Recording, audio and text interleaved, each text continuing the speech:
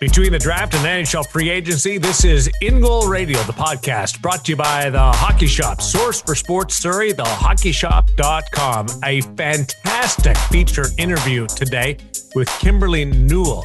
What a story. What a journey for Kimberly. And she will walk you through it with the enthusiasm that is unmatched. Looking forward to that conversation brought to you by Sense Arena VR. And our gear segment today, focusing on the Bauer M5 Pro line. And that's the second price point. Can't wait for Cam and Woody to break things down because there's a lot of value in that. And really excited that we're spending so much time on the second price point as well. As we welcome in the co-founders of InGoal magazine, David Hutchison and Kevin Woodley.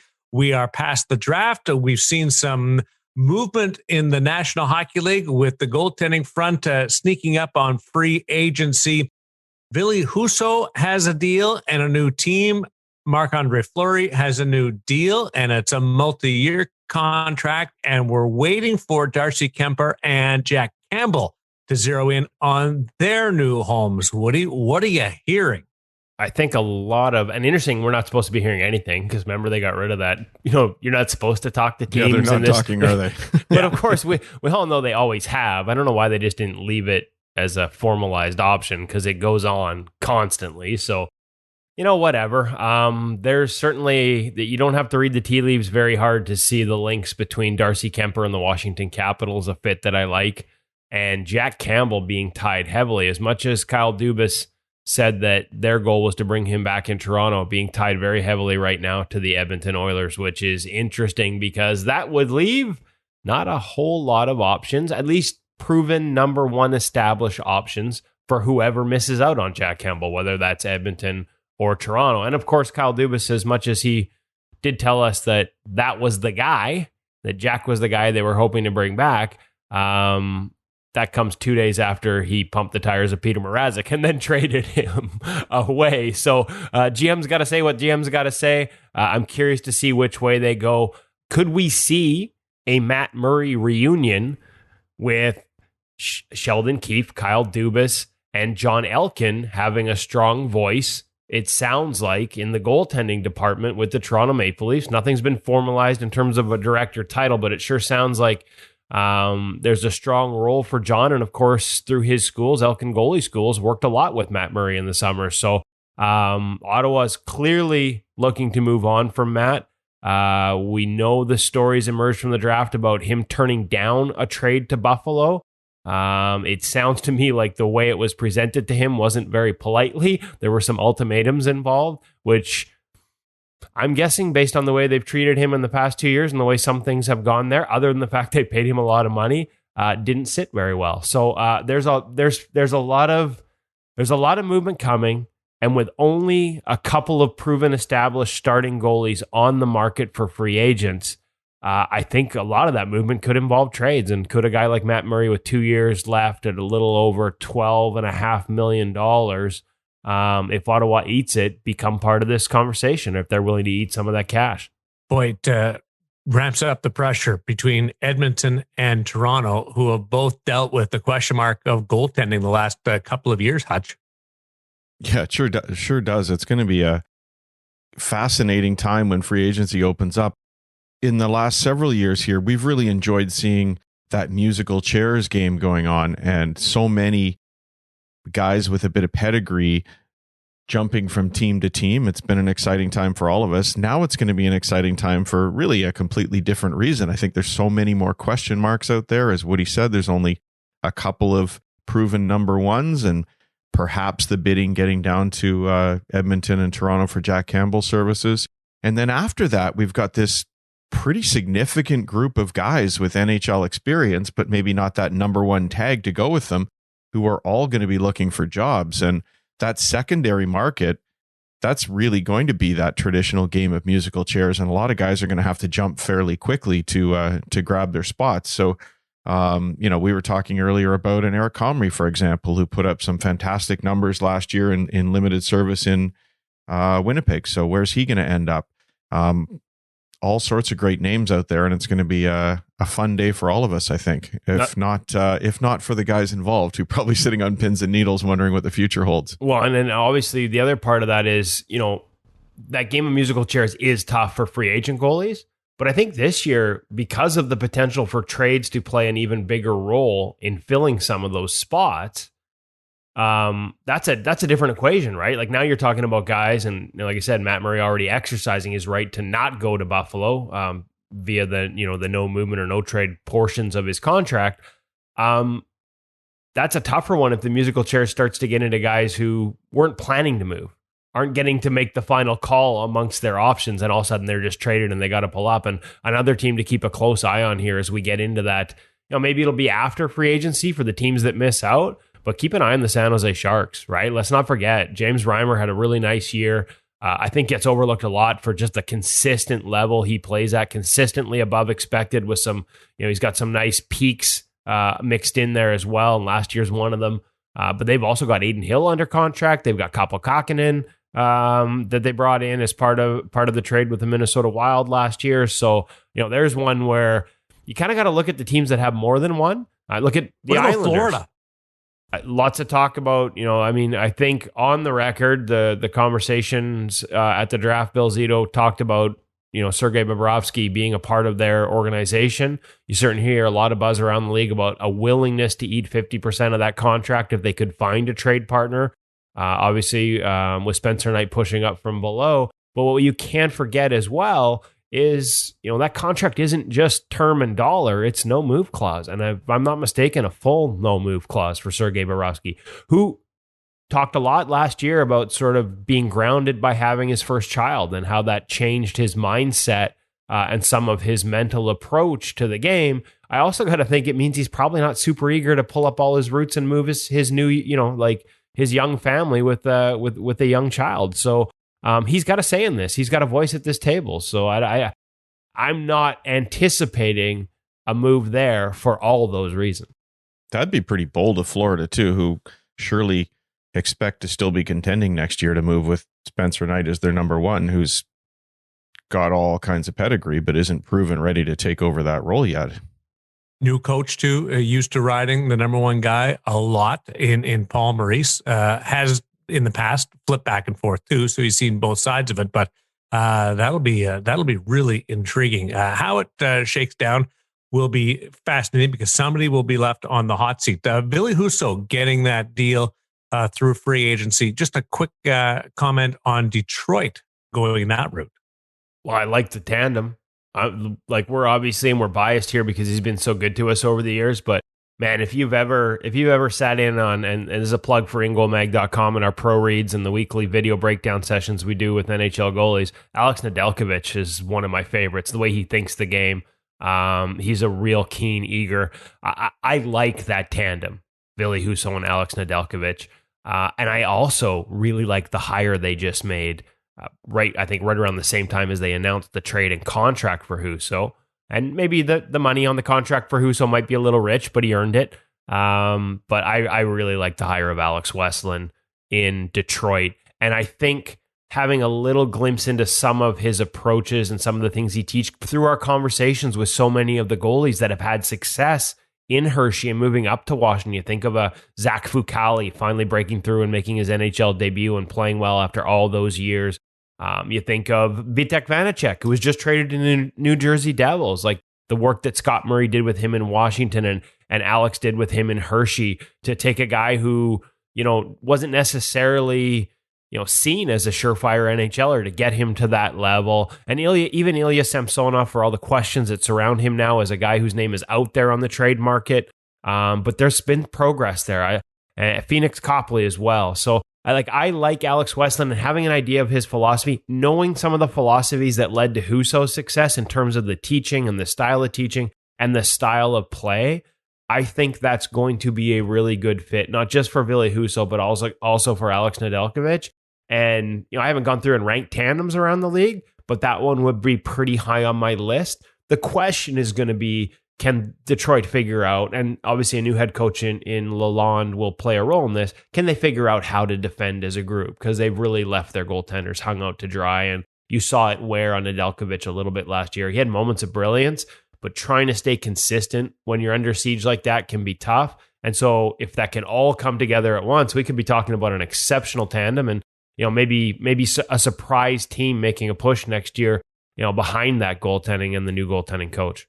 Hutch, you should teach a seminar on that, on keeping it together when there's chaos around you, because you are the one that holds this entire project together week in, week out. He's our glue guy. He is daddy. He is glue. He is the superstar. Pretty funny how we all are interpreting how we handle situations when in reality we're just a text message away from everybody. Nobody knows what's going on the other person's face. Maybe I'm pulling my hair out and I'm not holding it all together. Maybe I'm going insane and then I just come up calm when we talk to each other. If you want to see chaos, though, you should have seen the scenario over at the hockey shop this week. Rolled into the hockey shop Thursday morning with Kevin and Cam. I take a ferry over there, so it's I'm up at 3:30 in the morning to hop on the ferry and get over for the recording session. So there's significant investment of both treasure and spirit in the morning.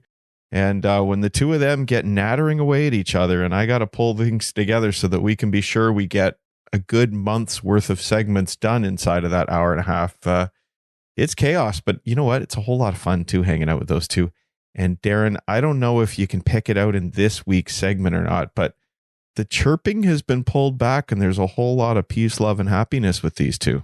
I got a sense of that. And I wasn't sure whether that was your influence or whether Woody, just being back from the islands, was just in a good frame of mind. I think it was the surfing. It had to be the surfing. Wait, you won't see it in this week's quite so much, but the little graphic that accompanies the video next week, they're actually hugging it out. So it was a beautiful moment, Darren. Hey, listen, Woody. I'm still on island time, boys. It's peace, love, dope down there. It's great. What's going on with Cam and company over at the hockey shop?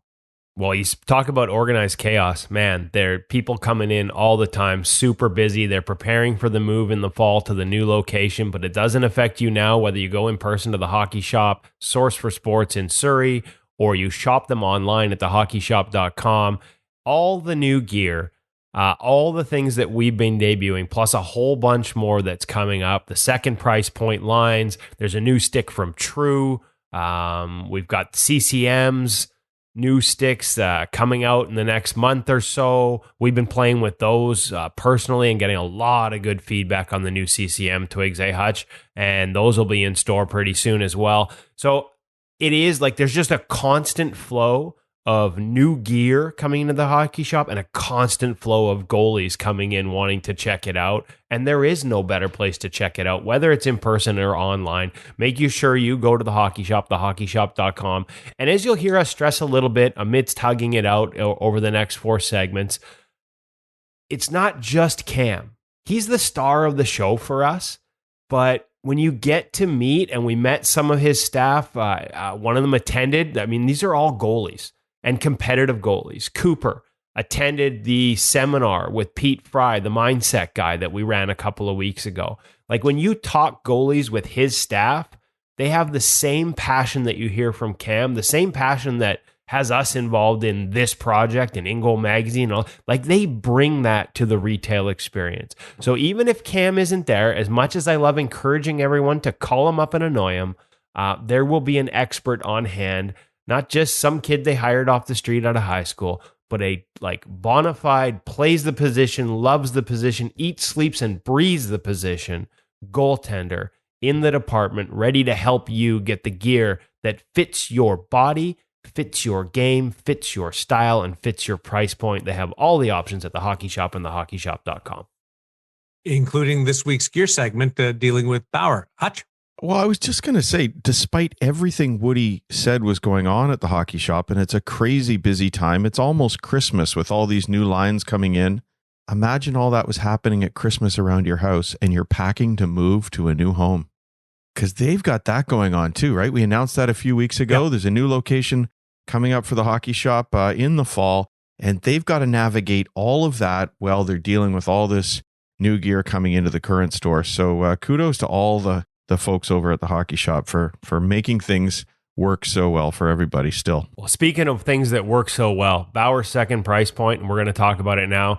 is a line that has really taken off. They've done a really nice job of bringing pro-level features down to a lower cost. We've had goalies play at very high levels, right up to like major bantam, wearing this gear and get through multiple seasons, especially in the leg pads. And this is the latest generation of it. The Bauer M5 Pro. Cam's going to fill us in on exactly what features are carried down from the Mach Pro line all the way down to this second price point for basically half the price.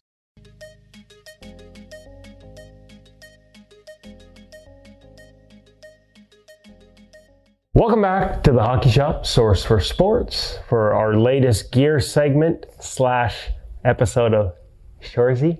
Little dental emergency, folks. I apologize if there's a little bit of stumble in the speech, but the old temporary flipper is not quite yet ready. Things haven't healed yet, so we're just going to ignore this. It's a hockey broadcast, so to speak. Okay. Let's get to the goalie gear. Normally, goalies don't worry about missing teeth. Evidently, I have to. You should see the other guy, Cam.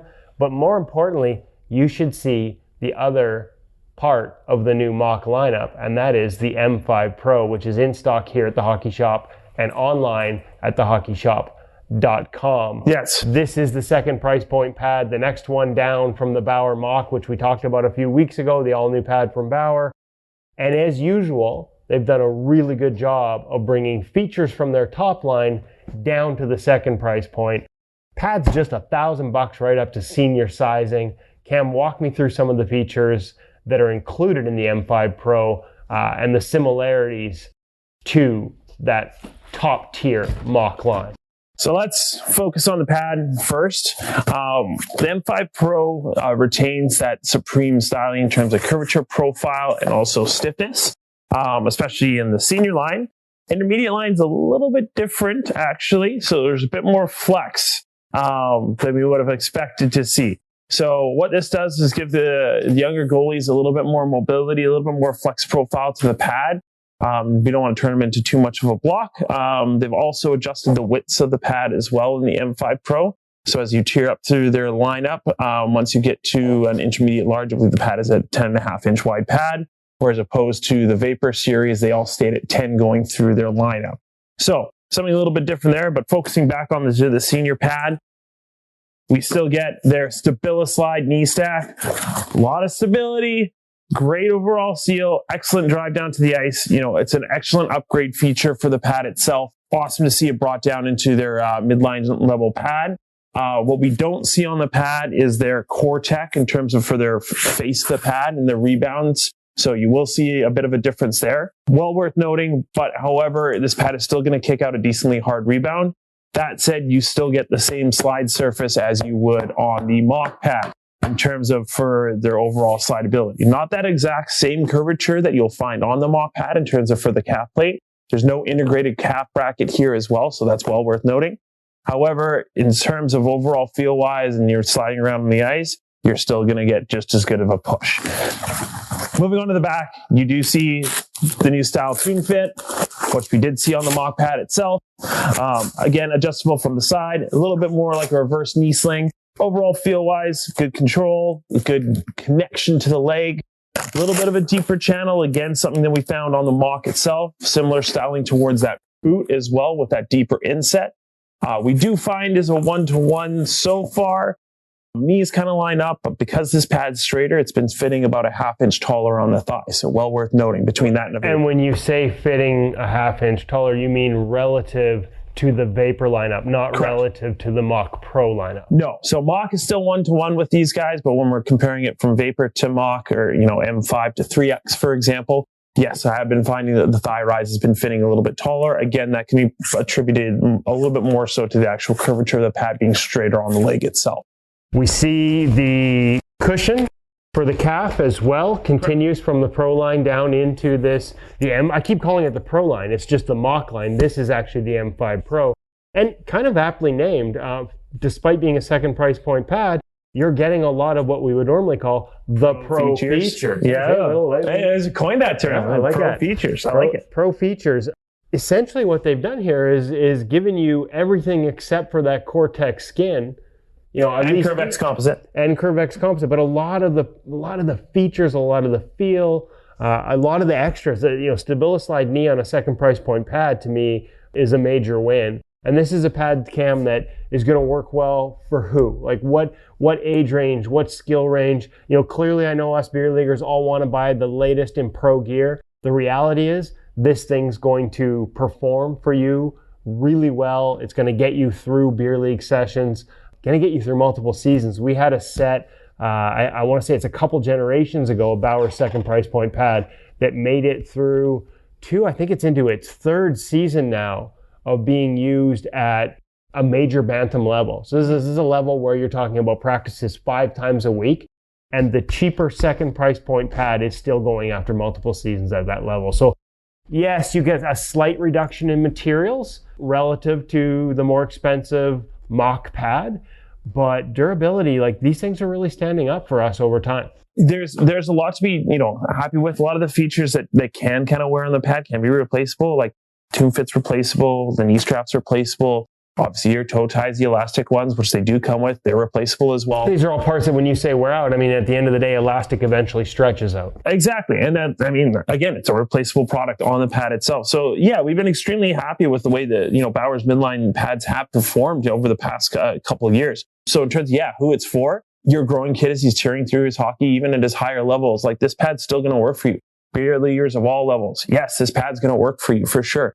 There's a lot to be excited about and excellent value. It's still holding its $9.99 price point, which is great. We've seen a lot of price increases this year, and this is one of the things that's actually stayed the same. So here we go. Nice little win. Real quick, gloves. Okay. M5 Pro relative to the Mach series, what are the biggest differences? Because I will say, especially when you get into higher level, even beer league or higher level youth leagues, that's the one thing between the second price point and the top price point, protection levels in glove. How does that change from Mach to M5 Pro? So no pour-on in the glove. It's still a Curvex base, so you still get the nice rigidity out of the glove and good stability in terms of that sense.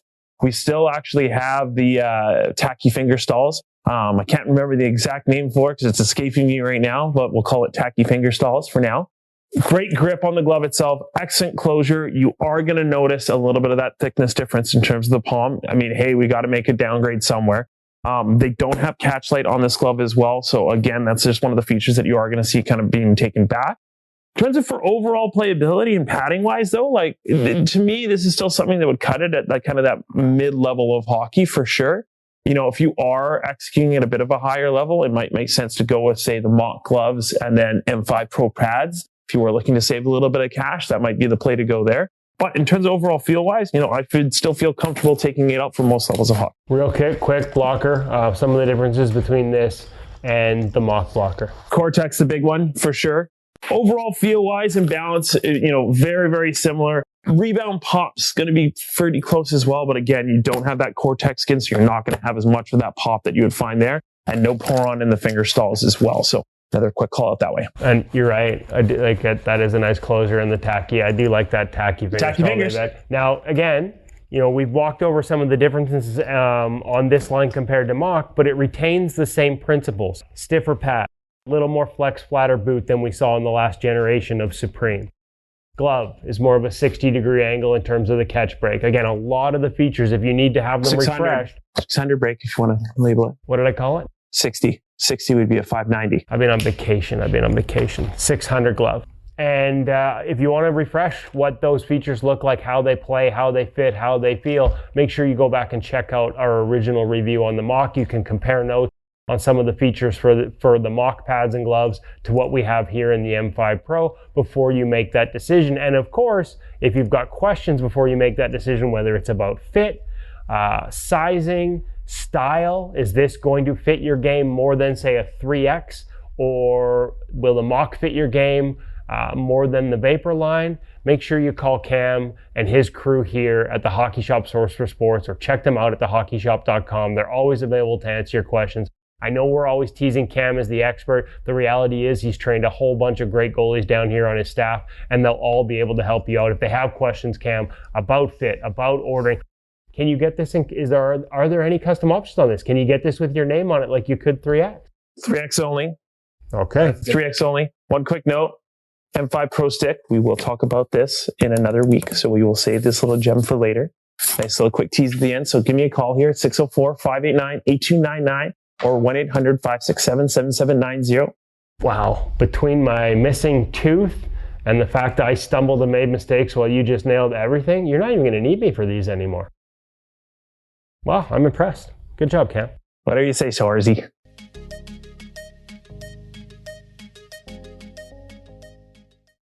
We have turned a page in the relationship between Woody and Cam. You weren't kidding when you teased that going into it, Hutch.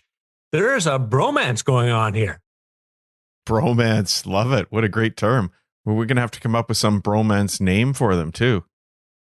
No. Oh, I yeah. don't know. How do we ship them here? Like, what's the new name? Everybody write in. Let us know. podcast@ingoalmag.com, or head over to the videos and leave your comment on YouTube. And if you could like and subscribe, we'd appreciate that. Leave your comment underneath the video. What's your new bromance? What's your new ship name for Cam and Woody? Hey, speaking of organized chaos, I don't know if you could hear it. Maybe there was a little bit of whistle in that last video that comes through. You're not going to talk about your teeth again, are you? But this was the thing. I literally was driving there. Hutch is coming from the ferry, and I'm like, oh my, I text him using Apple CarPlay so because I would funny. never text and drive. I'm like, oh my God, I forgot my tooth.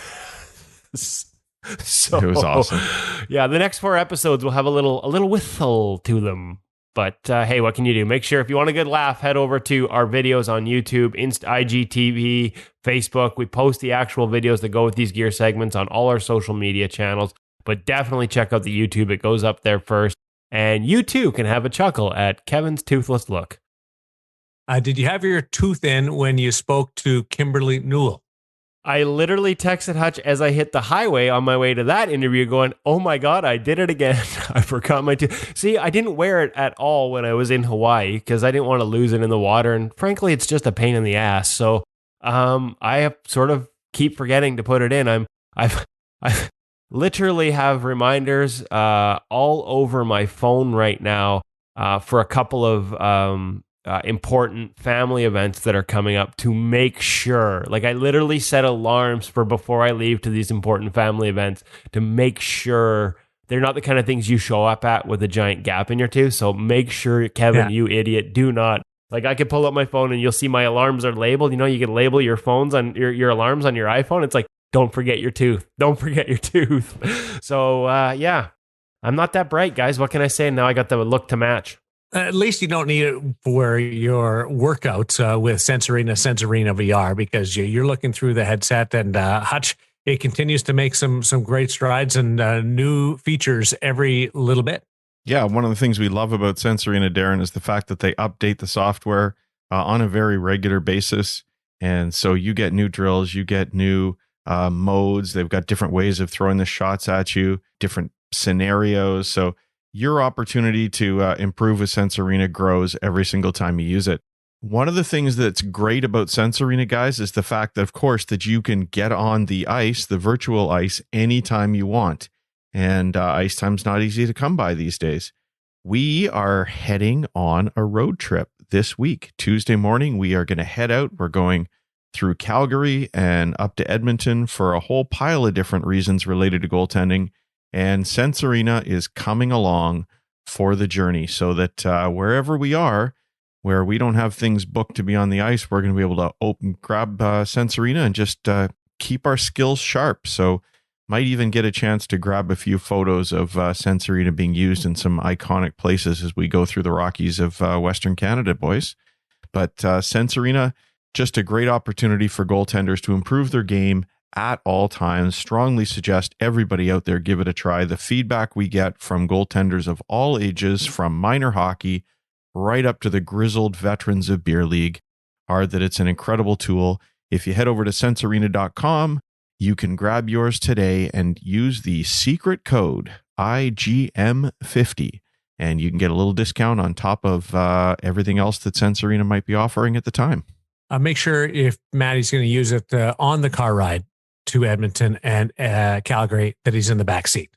Okay? Or in the third row. We don't want him making a glove save and hitting your steering wheel. Good point. I thought you were going to say don't let him drive and use it at the same time either. But no. Wouldn't recommend that either. Yeah, I wouldn't recommend that either. Use the force. right? Yeah, I think we'll probably Luke, stop by the with roadside and do it there. Probably not in the car, but you never know. Oh, I want pictures. I want some spectacular backdrops. Did we ever publish the pictures for of me and Tofino with the waves crashing behind me? We're gonna have to did. we have to think about that contest. We might have to spark something here. We sort of talked about it a few years ago. Pandemic kicked in, but I'm curious to see all the places that people use Sensorina around the world. Like, it's probably, like, think about it. If you're a goalie and you go away with your parents on vacation for 2 weeks to some crazy place, but you're like, man, I got to try out when I come back. I got camp when I come back. I want to stay sharp with my skills. Folks, are you pulling it out in some crazy spots? Send us pictures. Let us know. We're going to have to formalize this. Check out our social media channels. We'll get on top of this in the coming weeks.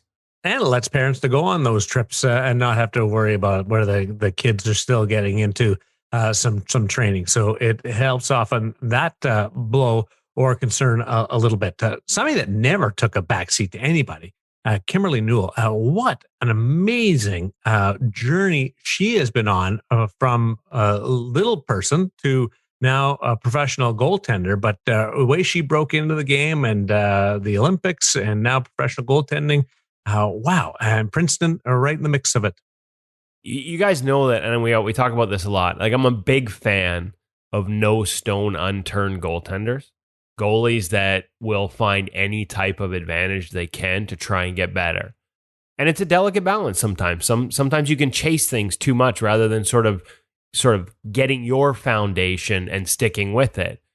Man, I think Kimberly Newell sets a new standard and has found that balance right up to the Olympic level with China, with all the different things that she's tried from a development standpoint. Some of the tools that she's using, some of the exploration she's done in terms of mindset training, physical training.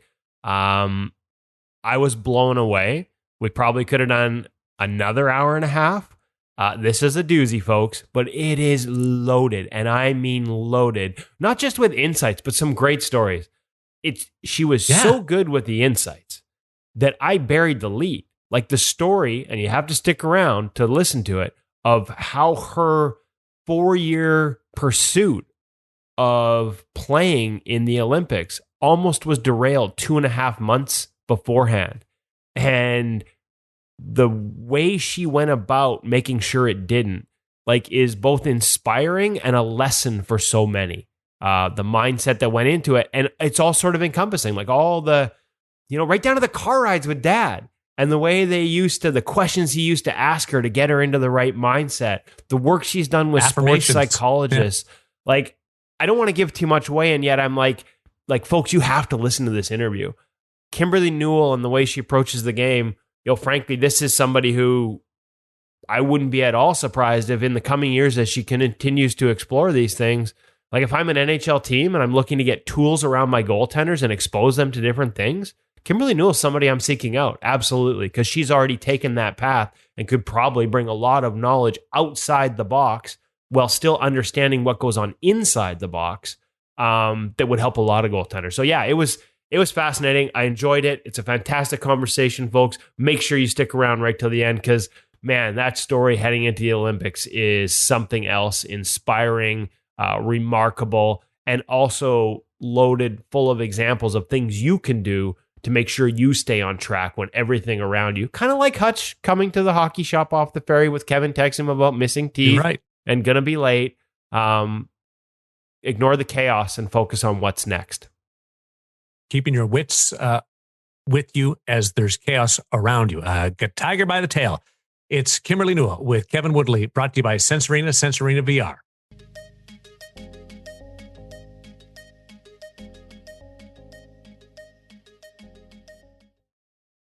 Really excited to welcome to the InGoal Radio podcast, first-time guest, Kimberly Newell, fresh off playing in the Olympics in China for China, but originally from here in Vancouver, and that's where we're catching up today.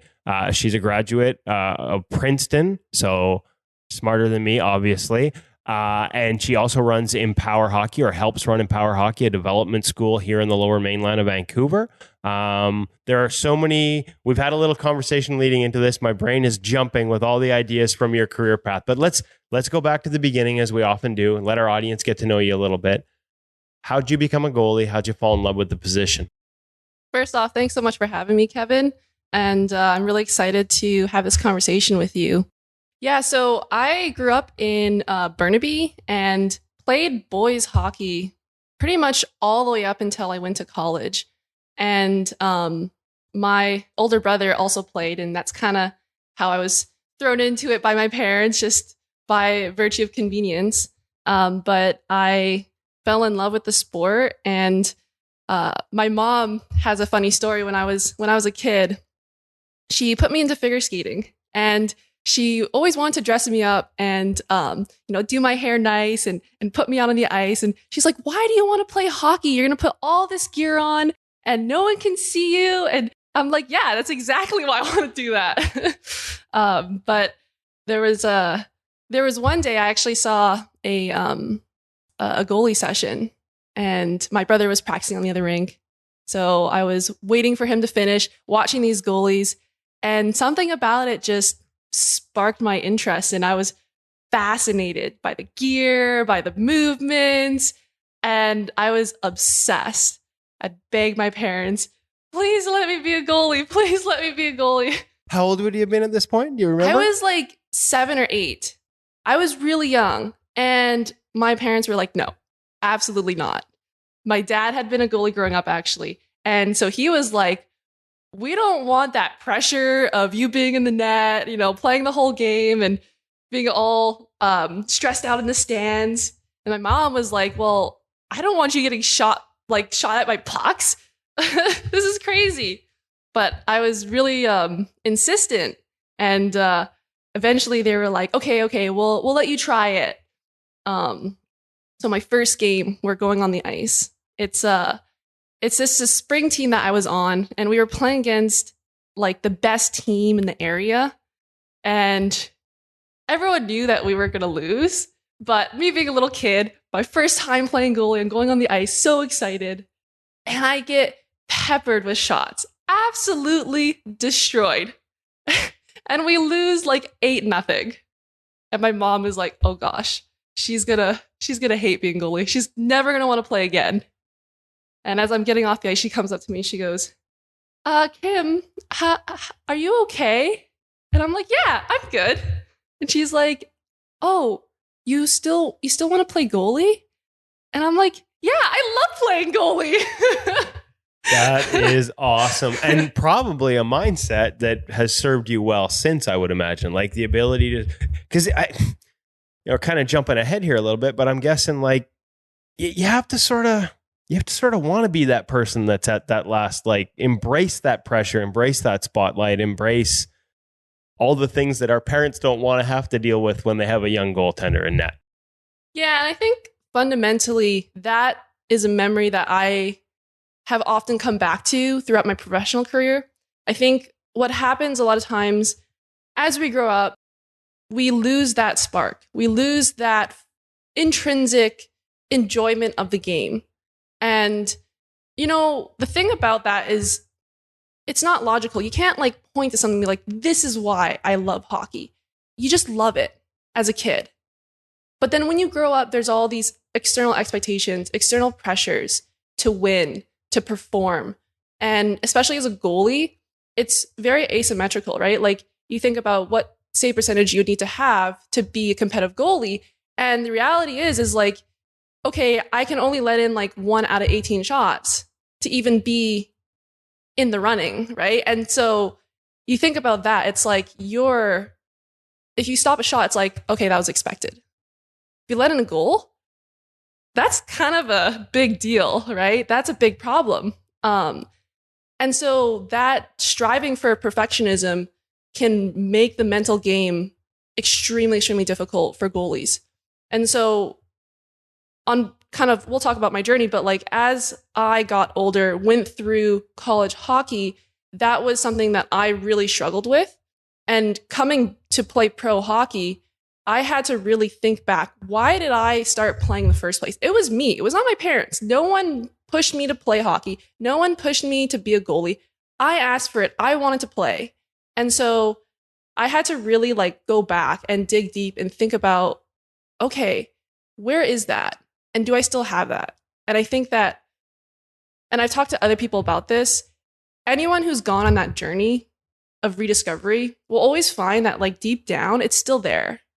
It's just over the years and with all the things that have happened, all these external expectations and pressures, it can get buried pretty deep. And so you really have to search for it, I would say. Okay, so one of the things that you said originally that drew you to the position, like you couldn't quite put your finger on it, the way they moved, but one element, and I was going to save this for the end, but a lot of people are going to recognize it right away, but one element was the gear. And so I wonder, because of course, your gear might have been one of the top sets we've seen at the Olympics, might have been one of the top sets, and shout out to Brian's and Chris Jozuak and his crew, I'm guessing, that helped you put that together. One of the top sets we've seen in a number of years, like just like fantastic stuff. Was that part of that? Like, is that going back to the roots of the have fun and like wearing some of those roots of expressionism and that ability to do that within your gear? Like, is that going back and looking back at those roots, or am I reading way too much into a cool set of gear at the Olympics? Well, first of all, thank you. I honestly didn't expect the reaction to my set that people had. When I was designing the set, I was just thinking about what I wanted to represent, what it meant to me. And I think that's a really interesting connection you made, but I think it's so true. I went too far. I wouldn't say too far. I would say maybe you articulated something that I haven't yet realized about myself.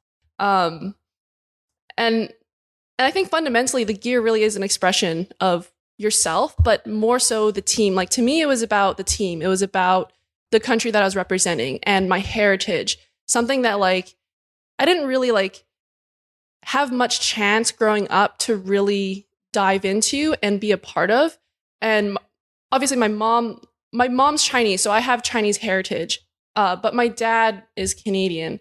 And so I grew up learning a little bit of Chinese. I grew up visiting my Chinese relatives, but I didn't really speak Chinese. I didn't really get a chance to connect with them.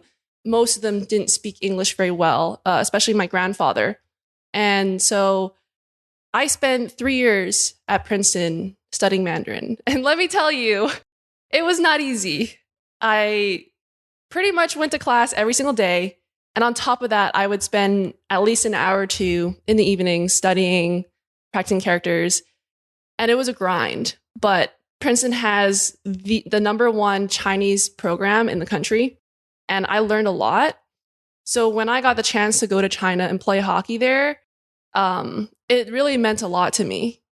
And it also gave me the chance to go visit my Chinese grandfather, which I wouldn't have had otherwise. At the end of my first season, on the way home, instead of going straight home, I decided to go to a city called Hangzhou, where my grandfather was living at the time, and go visit him for, half a week. And that was such a great decision.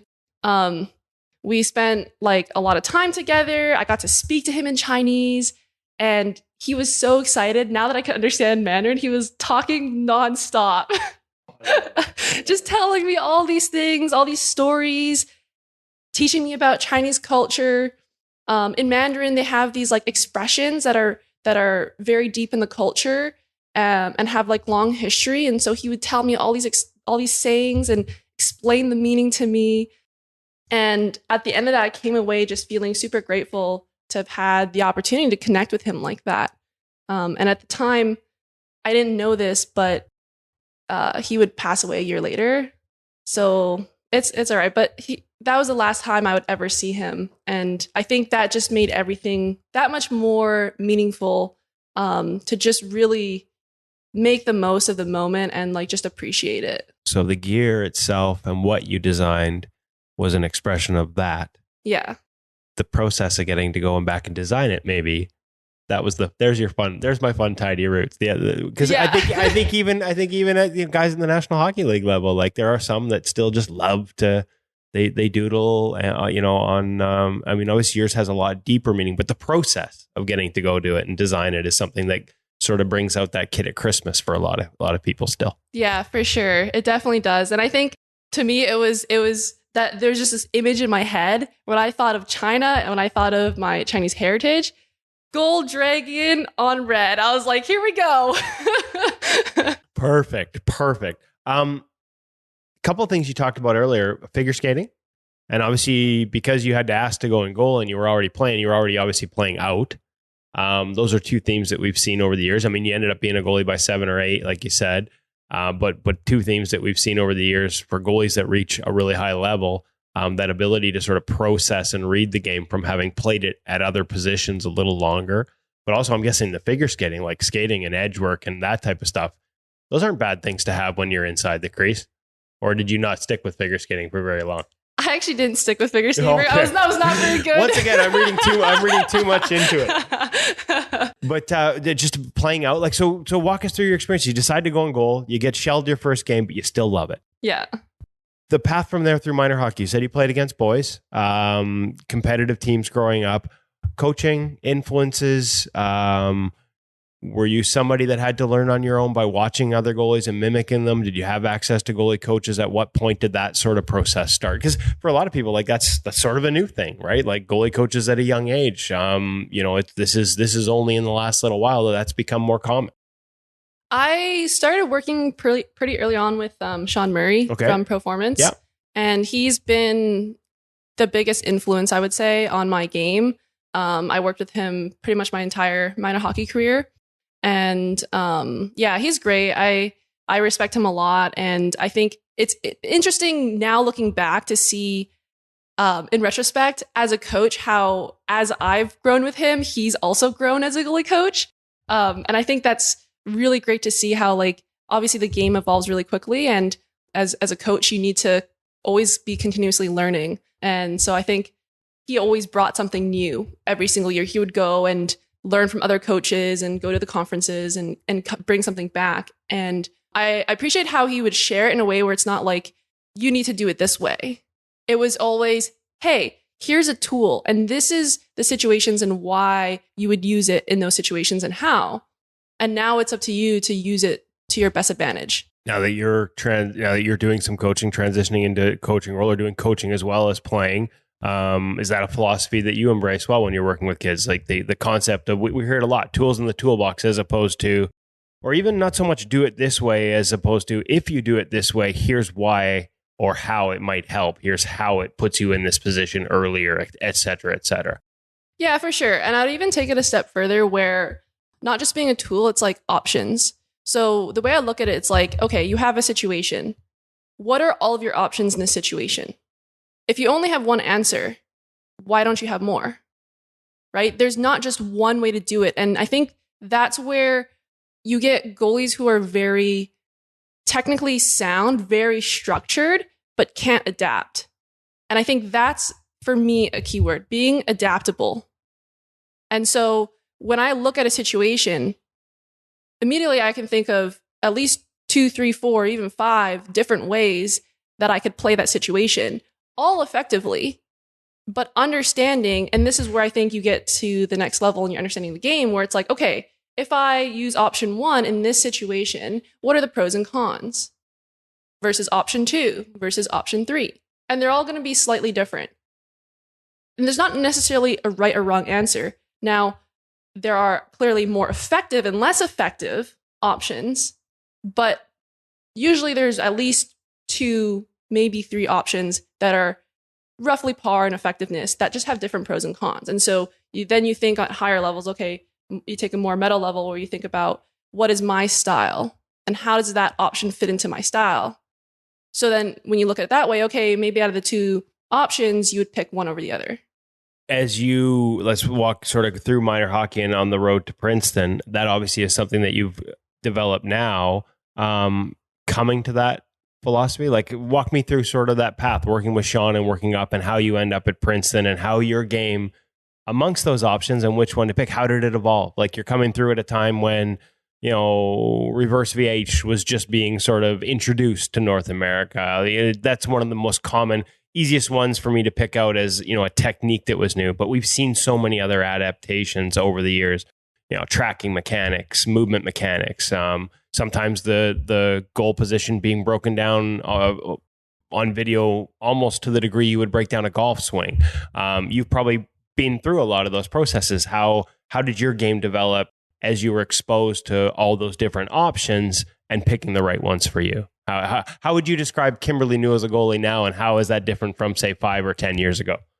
Very, very, very different, honestly. The game evolves so fast, we have to, don't we? Yeah, for sure. And I think the one technique I remember being introduced was the VH. So, okay, I didn't know. Yeah, I was trying to look at timelines. I'm like, okay, I'm doing the math here. Which VH? Okay, yeah, okay. I like that you're underestimating my age here. Thank you. That was introduced, I think, when I was in high school. And I remember thinking, okay, this is kind of weird, but we'll give it a shot. And then when I was in college, that was kind of when the RVH was really coming out in full force. And I think, again, it's just being adaptable and like understanding that, well, first of all, you have to try it, right? You have to see, okay, I need to understand how this works. I need to get good at it. And then I need to see how to integrate it. But that's with anything. I would say the other big influence on my minor hockey career was my dad. He grew up in Seminar, had played goalie throughout minor hockey. And to be honest, I don't actually know where he got a lot of the stuff that he would tell me, but he just had a really great approach to the mental side of the game. He would always drive me to my games, and we had this little ritual where he would ask me these questions, kind of like a pump up, and he'd be like, "Who's the greatest?" And I go, "I am." "Who's the greatest?" And just to kind of, like almost like a positive affirmation. And then he'll go like, "What's the most important shot?" "The next one." "What's the most important shot?" "The next one." And it became my mantra. And that was something that I think always stuck with me. If a goal went in, if I didn't feel like I was quite on, I would always come back to that same thought of just focus on the next shot. Just focus on the next shot. And I had this reset routine that I would do on the ice where on a whistle, after a goal, even after a save, I would either go out, tap the boards, come back, tap my post. But to me, it wasn't so much about staying warm or the movement. To me, it was resetting my mind so that when I got back in the net, if a goal went in, what goal? And I'm just focused on that next shot. And nothing else matters. At the end of the day, you can't control what happened in the past. You also can't control, what's going to happen later on in the game or the next game. All you can control is what you're doing right now and how you're going to stop that next shot. I've had that discussion right up to some of the best goalies in the world. The next shot mentality. It's funny, golf too. I always golf and goaltending, right? It's all about the next shot. It's the easiest thing to say, but sometimes it's the hardest thing to do. I love that you started developing that mindset and learning or teaching yourself techniques to get to it. I love that it was in the car ride, because we have a lot of goalies that listen to this podcast on the way to the rink with their parents. We get that feedback a ton. I think there are going to be a lot of them going through that. What's your routine that you just described with your dad is going to be added to a lot of car rides. I absolutely love that. Any other tidbit, any other of those questions and affirmations you need to share here? Because I guarantee you there are parents going here, I like this. Yeah, I have a couple more things I think would be helpful. So first off, this is something I started doing in my pro career. I actually worked with a mental skills coach, and there are a series of, I guess you could say, keywords that represent what, like, my personal truths, what I'm embodying when I'm at my optimal. And so I've created positive affirmations on those, and the way that I want to feel. What is a mind state that I want to be in? And what are things that I want to do when I'm playing my best? And those are the positive affirmations that I say to myself. For example, like, I'll say I'm sharp, right? Sharp to me meaning quick. I also think that I play better when I'm in a more aggressive mindset. So I think I'm aggressive, right? Other things kind of more abstract will be like, to me, it's very important to feel connected to my teammates and to the goal that we're striving for. So I'll say I'm connected. I'm connected to my team. I'm connected to my teammates. That's a more emotive level to think about things. for example, another teammate who went through the same program with me, one thing that's important to her is to feel valued. So I'm a valuable member of this team. I'm a valuable player, right? Those are fundamental truths that people carry around, that if you feel the opposite, you might not even know it. You might not even be aware of it, right? If I'm feeling disconnected, right, I'm not going to feel like I can play optimally. My mind and my body is going to hold myself back because I'm protecting myself. But if I feel connected, now it's ready to release that energy and just go out there and perform.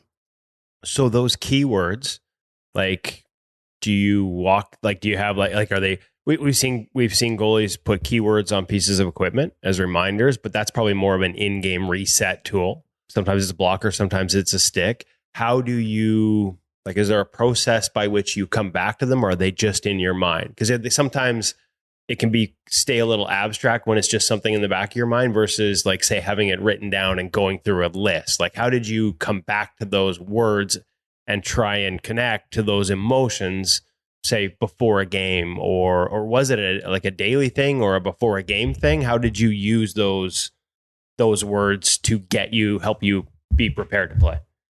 For me, I found the most effective way was to actually write them down. I'd write them out on my phone before every single game.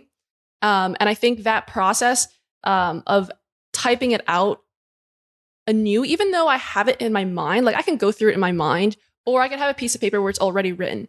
But that actual process of typing it out, I think really forces me to really live it.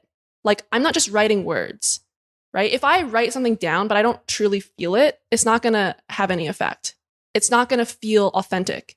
I think that's the key. It's these key words or key phrases, you really have to identify with, and you really have to resonate with. That resonating with that word of I'm connected, to me, that really resonates. And I feel that it actually shifts my mind state to a place that I want to be when I'm playing. And that's the key, is you have to find the words. And this is really difficult. I was going to say that what was the process like to get to the point where you, it's one thing, connected, for example, is a word, we all want to feel connected to something. Yeah. But how did you get to the point where you knew that was what was important to you, that got you to a state where you play your best? I'm guessing there were a lot of back and forth with the mental skills coach to get to that point. It's a deep dive into the unconscious. Okay. Yeah. There's no easy way to because reach if you're just sort of picking words that you think are good, then it doesn't have these are truly, I can tell as you speak them, they're truly meaningful words to you reaching your peak performance state, I'm guessing. Yeah, I would say the easiest place to start would start with something more physical. So for example, what's your style as a goaltender, and taking those keywords. So for me, like I said, sharp. I think playing sharp. I'm aggressive. Another one I like to say is talking to my D. If I'm more vocal, I'm being engaged in the game. That helps me to really play my best. Things like that is a great place to start. So start with the things that are more tangible. And then I think as you get to the more sort of emotive / elements that are more core to your being, that's where you really need to work with someone who understands how that works, and to dive deeper. The one I'm saying where I'm connected, that is the outermost one for me. That's surface level, right? So as you get deeper, it's these things are fundamental to who you are as a person and what makes you tick, both in a positive way, as in you're feeling great and you're performing, but also in a negative way where it's you're getting triggered and now you're retreating into yourself to protect yourself. And that's when you're not going to play well. Can we give a shout out to the skills coach that helped you get there? Yeah, through for KRS? Sure. I worked with her twice actually. Once initially with her full program, and then the second time actually as I was recovering from my broken ankle, which we'll get to. It's a good story we'll get to. Yeah, there's so much good stuff here. I can't believe we're 26 minutes in and I haven't gotten your Olympic experience or the fact that it almost never happened because you broke your ankle a few months before. But let's give her a mention. Yeah, so it's Jane Hundley. She has a company called Impact Management. and she's based in Seattle, but does online high performance and leadership coaching. Nice. I like that's Super a name that I grateful. think there's a lot of there's some NHL people that listen to this podcast that might be searching and bookmarking She's that great. name right now. She's 'cause great. The I love way her. you connected there, like just yeah, you could tell. Like not everybody gets to be in the room as we're having this conversation and see it, but you could see the emotions that you connect with those words. I think that's amazing. So from a career standpoint, we're moving into Princeton. How did that opportunity come about? Were there other opportunities? Was that a tough choice? Because it's Ivy League, but there's also a lot of pressure and work. You talked about how hard it was and the amount of work you put into learning Mandarin there. Like not everybody wants to work that hard at school. Yeah. Raise his hand. So what was that process like? How did those opportunities start to present themselves to you? And I guess maybe to reel it back a bit, was it always against boys leading up to that, or were there points as you grew up and before Princeton where you had to make decisions on women's teams versus boys teams as well? I did play in a couple showcases on the women's side, but I played boys all the way up. And my last year I actually played on the Kootenai Major Midget team, which was pretty fun. But I think the girl side of the game here has really grown so much where like when I was growing up, it was me and maybe one or two other girls who are playing at all, like in the entire region. But now there's hundreds of girls. So much like VH and RVH, the options that exist now are not that they Exactly. don't reflect your reality at the time. Exactly. And so when I was looking at schools, my parents really emphasize education. And I think that on the women's side of the game, especially, hockey is a great vehicle to getting a great education. So I was trying to decide between Cornell and Princeton. And my parents are just like, whichever one you pick, we're happy. I think Leagues. those are the two options. I think most parents are happy. Yeah. And I just like the vibe at Princeton better. And at the end of the day, I was like, you don't know until you go. So I was like, all right, I guess I'm going to Princeton. Pressures change. You talked about that earlier as as the game becomes more, I guess in college, I don't want to say it's a job, but certainly it's a responsibility to perform at a certain level when you get, when you go to a school like that, where the layers added on top of that buried original joy. How'd you handle that? How'd you manage that? What was your experience like there in terms of balancing the expectations of now being a college hockey player with, sort of also a ton of workload on school and wanting to make sure you made the most of the education opportunity? Like that's not an easy task. How'd you find that sort of athlete student balance and the expectations that come with a program like that? Yeah, I think that Princeton in particular is a very rigorous educational institution, even compared to the other Ivy Leagues. I have friends and my brother went to Harvard. Like Princeton's by far the most difficult, the most rigorous in terms of workload. So it was definitely a challenge. And I think that was something that I struggled with and that a lot of people struggled with.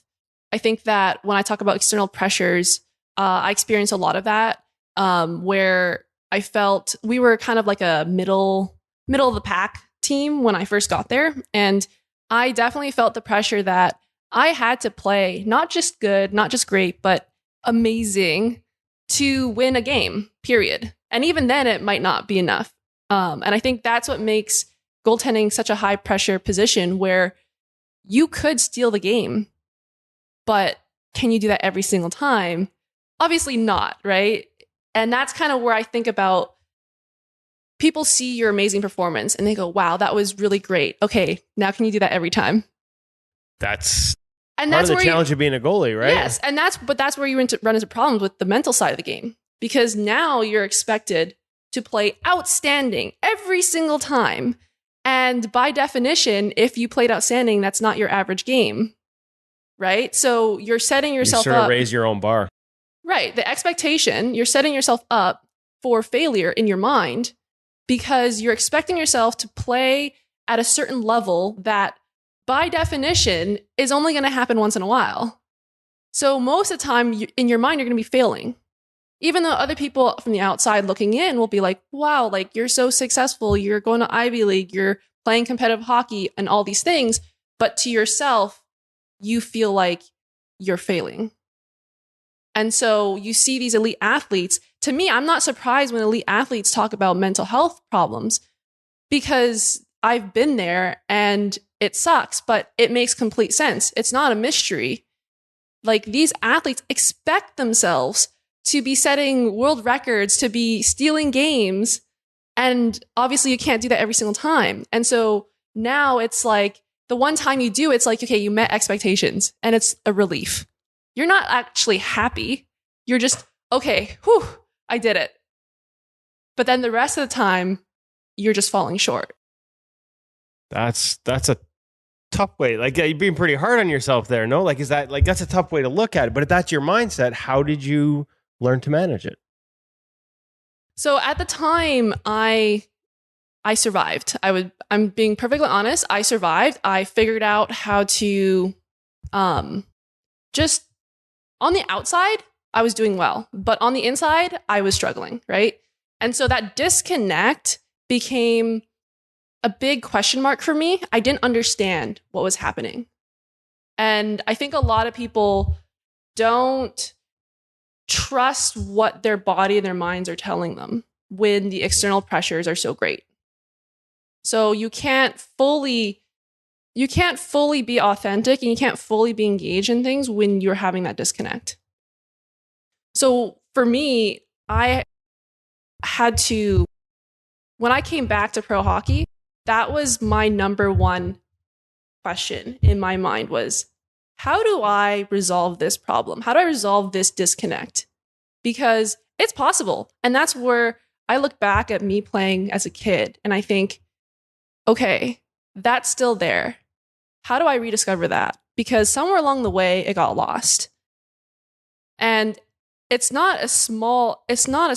It's not a small problem. This is a huge question that I felt like, obviously, going to play in the Olympics, playing pro hockey, getting the chance to travel the world are all amazing experiences and opportunities.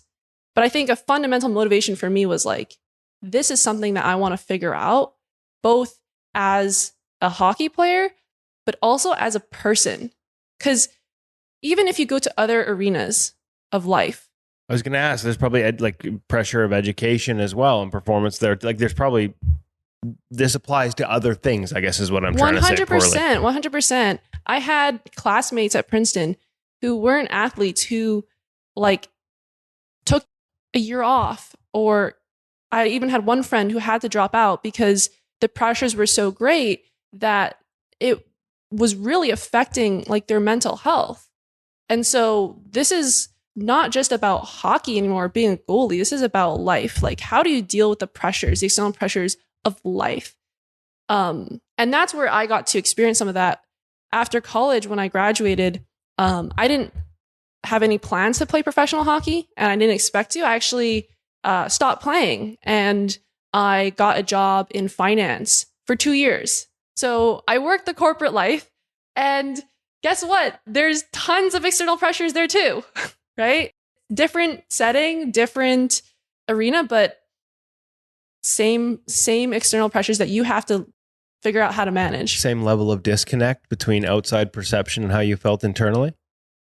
Or was that unique or more decided or more obvious in hockey? It was definitely more... I didn't use the right word there, probably. Yeah, I would say that disconnect was much more salient when I was playing hockey, partially because you had that strong physical aspect, right? And you hear this a lot about toughing through injuries, disregarding pain. One of the big things that I've learned is pain is not an indication of injury. Pain is an indication of danger. So pain is a signal that, hey, there's something wrong here. Pay attention. Pay attention. Pain's not telling you, oh, you're weak. Or pain's not telling you, oh, stop doing this. It's saying, hey, something's going on here, like that engine light in your car. Maybe you should check your engine. We don't know if something's wrong, but there could be something really wrong. So maybe like take a look. Right. That's what pain is. And so when we think about pushing through pain, yes, you can do it. And I had to do that with my ankle injury, but I understood what I was doing and the trade-offs that come with that, or more so the risks of doing that. But when we say, oh, just ignore the pain, just push through it, what you're teaching people is don't listen to your body. Don't listen to what your body's telling you. And when you do that consistently, what happens is your body stops talking to you. The pain goes away. It doesn't hurt anymore. Okay, but the problem's still there. It's just you didn't listen. So now it gave up trying to tell you that there's a problem, right? Like you think about health, right? Nutrition is super important. If you go have a couple drinks, you wake up the next day, you probably feel a little, okay, you feel okay. You have a few more drinks and you keep doing that and you keep doing that. And eventually you get to a point where, I can have, 6 drinks and I feel fine the next day. Well, any doctor can tell you you're still damaging your liver, even though you feel fine the next day. Your body's just not sending you the same signal it was the first time. Right. You didn't listen. So the body's like, all right, well, I'm just going to adapt so that I'm minimizing the damage done to the body. But you're just going to continue to do this. So that same thing applies to that disconnect, the mental side of things as well? Yeah. So mentally, it's the same thing. If you're feeling triggered, like for example, the big one for me is connected, disconnected. If I'm feeling disconnected and I'm living there, but I'm not aware of it, right? There'll be things that are happening that I don't know why I can't perform here. I don't know why I'm feeling this here, right? It doesn't make sense given what's happening around me, but it makes perfect sense. I just didn't listen. So when we're feeling a certain way, like there's a lot about, I talk about, there's positive positives, negative positives. Positive negatives and negative negatives. Everyone wants to be happy all the time. Everyone wants to be positive, right? Positive energy, positive energy, positive energy. No one wants a downer. Okay. But then the reality is people have negative emotions. So then what do you do about it? Do you ignore it and just try to forcibly be positive? That's the disconnect. Now you're being inauthentic. You're not fully recognizing those negative emotions. So they're actually going to sit there. They're not going anywhere just because you ignored it. If anything, they're going to get stronger and they're going to lodge in there and be like, hey, pay attention to me. I'm here. So what do? There's something called a positive negative. So you take those negative emotions and you just recognize them. You say, hey, you're there. I'm feeling angry. I'm feeling disappointed. I'm feeling sad. But you don't have to make a judgment about it. You have to feel, if you're saying, I shouldn't be frustrated here. I shouldn't be sad here. Now you're adding shame and guilt onto it. So you're trying to reject it. But if you just say, hey, I'm sad because of this, and you understand it, and you're like, okay, yeah, I'm sad. And you just feel your emotion, that's a positive negative. Okay. What about the ones you can't figure out? Well, that's where the awareness comes in, because a lot of times you don't know what you're feeling, and there might be multiple. Or you know what you're feeling, but you don't know why. But you don't know why. Happen? Yeah. That's fine too, right? Like if you're sad and you're like, I'm not quite sure why I'm sad. A lot of times it's because something happened, or maybe just something bigger in life, or it might even be something small, but you didn't acknowledge it in the moment. And so your brain can't remember exactly what it was, but it remembers the emotion. Like our emotions live in our bodies. Like for example, my ankle. Sometimes when, like, say my right shoulder is hurting, it's my ankle. So I give it some attention. So I'll do a little bit like massage, put some oil on it, whatever. My shoulder feels better. We certainly, connections. We work with a lot of physios and stuff like that. Like certainly direct connections between different parts where, shoulders, neck and things like that. But is that same type of thing? Is it a direct physical link between the two, or is this more of a... Yeah, well, it's cross body, but it's also like associative. Okay. Right? Like the first thing I always think of is if I'm having some sort of issue with my body, or even like an emotional thing that I don't know the cause of, it's probably the ankle, because I broke the ankle and I have a plate in there, right? So it's the source of the biggest trauma in my body.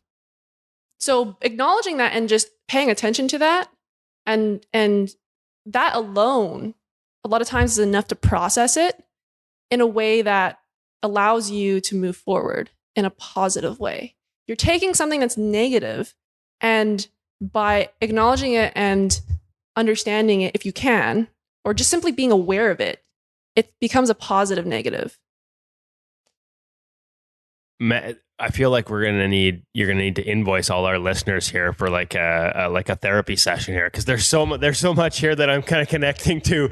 And I love it. But I want to switch back a little. This is all connected to hockey, but switch back a little bit because I want to talk about the story and the ankle, and also the 2 years off, because you mentioned it. Like, you went to the Olympics, you played 4 years pro with KRS in China, 1 in the CWHL, 1 in the league or 3 in the league in Russia, and then you go to the Olympics. But the process of getting there was not necessarily, like you said, a straight line. You finished Princeton and you took 2 years and went and worked in finance. 2-part question, because I'm famous for stupidly long questions. A is, did you miss it while you were gone, the game? And then B, maybe follow up by telling us how you ended up back in it. The story behind how you ended up in China, how you ended up playing professional hockey 2 years removed from Princeton. Yeah, so after college, I moved to New York City, worked in finance for 2 years, and it was weird not playing hockey, not even being around the ice rink. Like, I think there's maybe like 2 ice rinks or There's something. Not much, yeah, it's in Manhattan. It's pretty scarce. And so that was a huge, weird adjustment for me to go from being literally on the ice every single day my entire life to, okay, there's not even a rink anywhere near you. Did you miss, like, because I guess there would be, I don't know, depends on the nature of the job, like how much teamwork would be involved in it. Did you miss the team environment? Did you miss the specifics of goalies and goalie training and being like, what did you miss the most?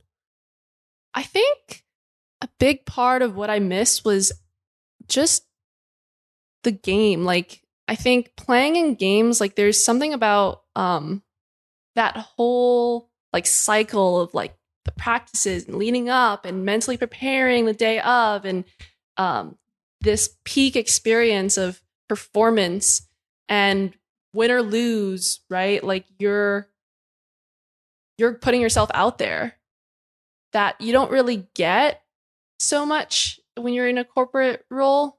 I think maybe the closest thing might be if you were to give a speech or a presentation. Yeah, ask a presentation. Yeah. I think that would be quite similar. And I actually just did a TED Talk a couple weeks ago. Oh, we're gonna have to get the link so we can put that in the show notes. Yeah, it's gonna come out in a couple months. I need to edit it and post it up. But that I would say it was a pretty similar experience of like the nerves. I imagine. And then just going on the stage, and when you're on there, you're just giving your speech, and it's almost very similar to when you're in a game and you're just playing, and all that preparation, you just have to trust your preparation. I've spent about like 3 months writing the script, practicing delivery and everything.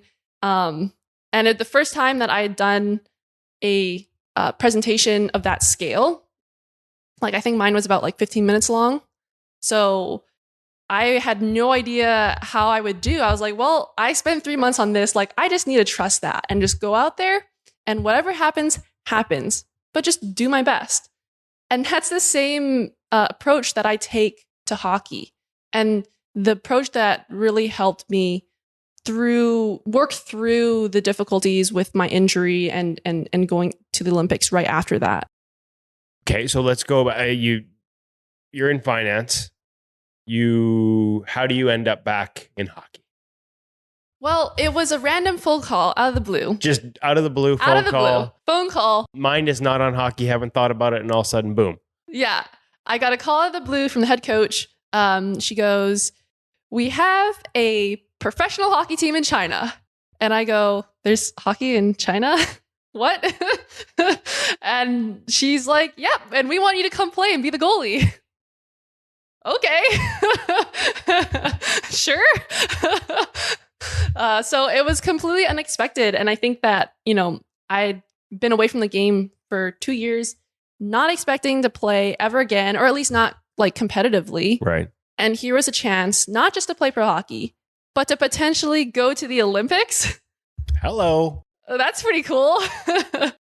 and a chance to connect, at a different level with you talked about your grandpa and with your roots and your heritage. Yeah, that was a huge motivation for me. I think I had a really good job. I was set up. Honestly, it was a bit of a dilemma for me because wow, look at what I'm giving up. And I'd already stopped playing hockey so that I could pursue this. And now I'm going to give this up to go back to hockey. So it was kind of a weird situation to be in. But I looked at, why did I spend 3 years learning Mandarin? To connect with my Chinese heritage, connect my Chinese family. And that's what I wanted to do. And honestly, my Mandarin right now is so much better than it ever would have been. Like living in China, there's no way to prepare for it. Yeah. Well, maybe to prepare, but there's no, that's the best life lesson in terms of how to actually speak it. Yeah. Yeah, exactly.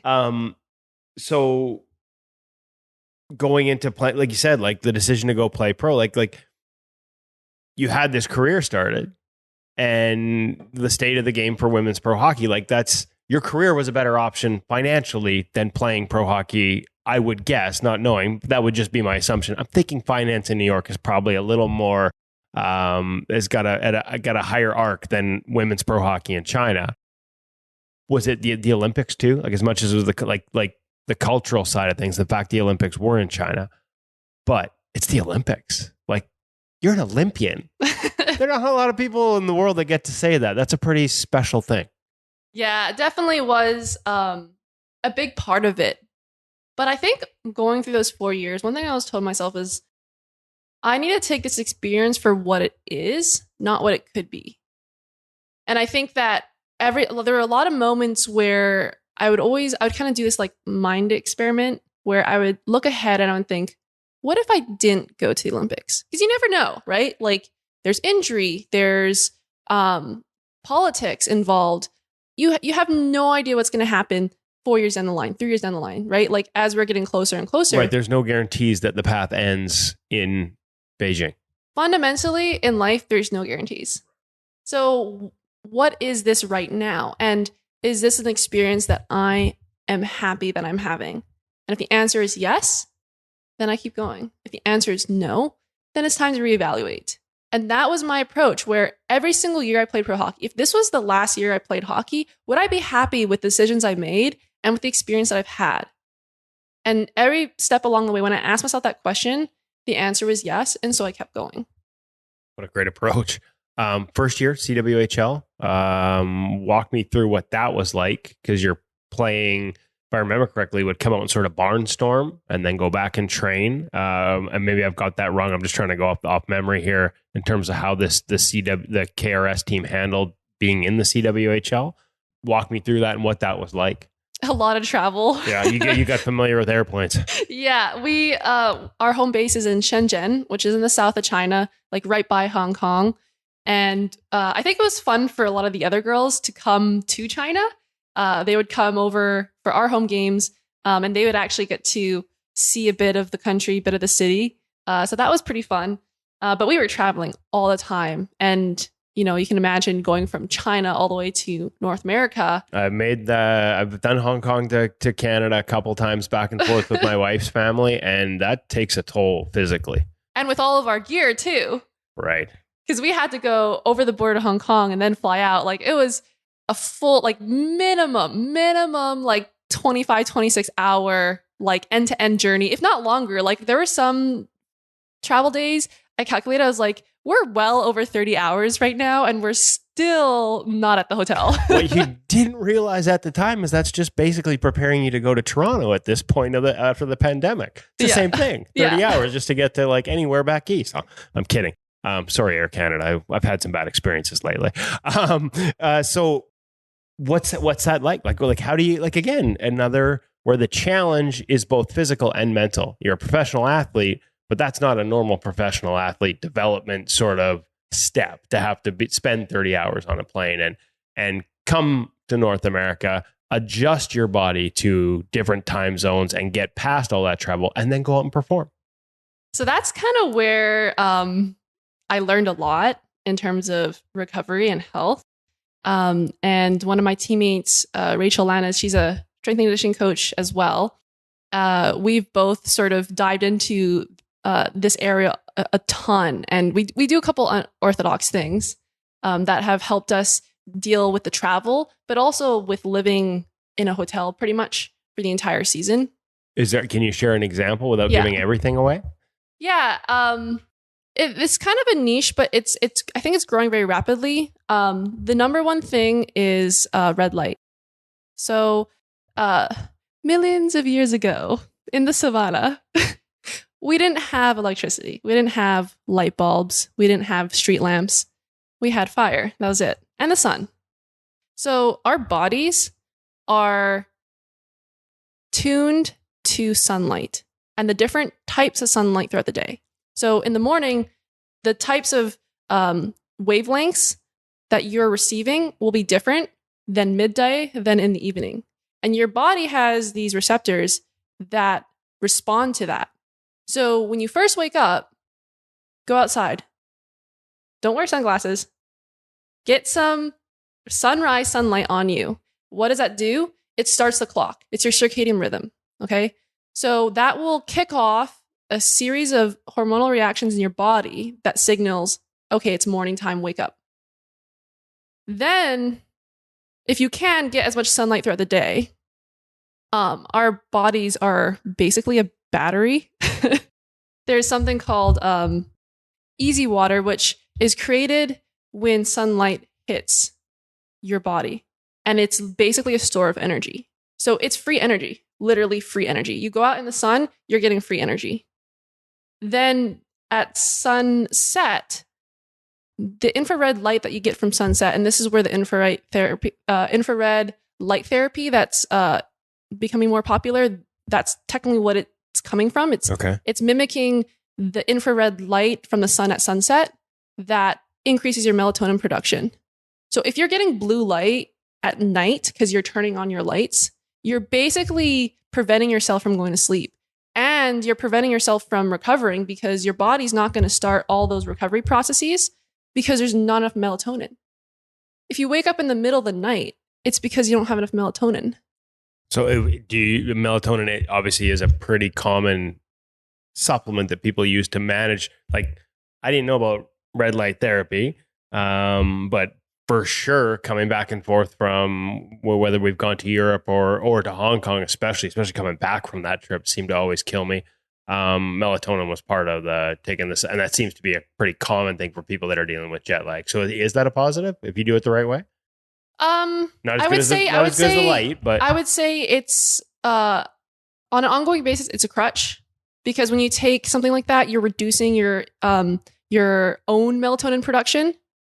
But if you are in a situation where I just need this to get done right now, then again, it's understanding like playing on a broken ankle. It's understanding the risks of it, right? And what you're trying to get out of it. It's a short-term versus long-term. But you have to understand that, right? There's a time and place to do that. But if you're thinking about red light, I personally have not needed to do that because I control my light environment so that I don't even have that problem. So when I'm on a plane or I'm in an airport, right, I have my red light glasses on.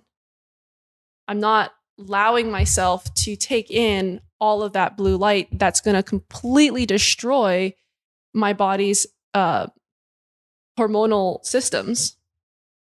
That's way harder to recover from than any workout or any lost sleep. Like, you lose a couple hours of sleep, okay. Like have you ever gone to sleep like in the AM, 1 a.m., 2 a.m., gotten 8 hours, woken up, felt like, versus you go to sleep at 10 p.m., get 8 hours, wake up at 6 a.m., feel amazing.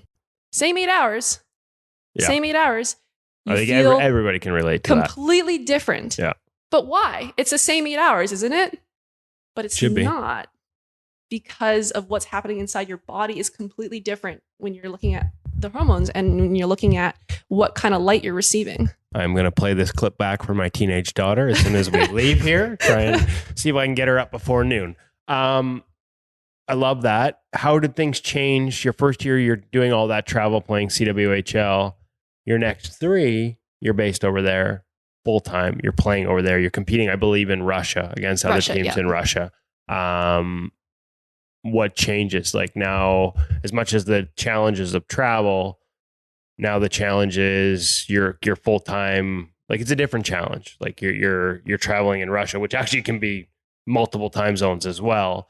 But what was that experience like? Being away from home for so long, like different types of challenges compared to the travel, but challenges nonetheless. Yeah, the new challenge was that in the CWHL, we were in North America half the time, which Right. obviously is a familiar environment. And then we were in China the other half the time. And, I can speak Chinese. And that was kind of a big part of me wanting to play was to live in China. Right. But now we're in Russia, which is different. The Mandarin's not helping you as much. Yeah. And I think that was where, just had to go into it with an open mind. Here was another country, another culture, another language, a completely different league. Our first year, we were traveling between China and Russia. And so, I think that was a really interesting experience. And, we went out and we saw things and the level of play, I think, wasn't as high as the CWHL, but I think we were actually pleasantly surprised. Like it was pretty good. Like I have to give it to them. Like it's a well-run league. They play a bit of a different style of hockey, but pass, and then pass again. Yeah, that sounds like what I've heard from. That echoes on the men's side too. They're gonna pass. They're not gonna shoot. Got it. Okay. Yeah. And then they're gonna dust it off and pass it another 3 times. Yeah, I've heard that. Yeah. But there are things as a goalie that you can take from that can become a positive, patience and those types of elements. For sure. And then our second year, COVID happened. We actually were based in Russia full time. So that was a whole new challenge. You lost that China connection that you were after. Yeah. So we didn't go back to China for the last 2 years until literally we went there for the Olympics. We were based in Russia the entire time. Did that get harder? The question you kept asking yourself at the end of each year, did the answers get a little tougher as you're based there as opposed, because you've lost that experience, you've lost that ability to connect to the roots for those 2 years? It was definitely really tough. And I think that, obviously all the COVID restrictions made that way more difficult. I think as we got closer to the Olympics, that became a bigger and bigger part Finish of line, yeah. me trying to, push through. And at the end of the day, again, it's back to that mindset of like, just taking it day by day. That was honestly, if there's one takeaway I can say from this experience playing pro hockey, it's day by day, because your schedule, you don't have a routine. Every day is different. You're traveling all over the place. And it's really, you really have to focus on what it is that you're doing in the moment and trying to get the most out of it. Otherwise, you're not going to make, if you're looking like a month ahead, year ahead, 2 years ahead, you're not going to last, right? Because you're exerting energy on things that you have no control over. Right. Just, you have to focus on what you can control, and what you can't control, you just have to let go of that. Otherwise, it's going to drag you down. It's going to take all your energy. And it's also going to make the experience not enjoyable because you're worrying about that. You're not happy about it. So you get closer to that finish line, that goal, the Olympics. I don't know, say November, just a few months away. And you're playing hacky sack as a cool down. And you snap your ankle pretty badly. What are the emotions? How'd you get back so quick? How'd you manage that? There had to be a point there where emotionally, like that had to feel devastating at some point. Or did you just go right into solving a problem?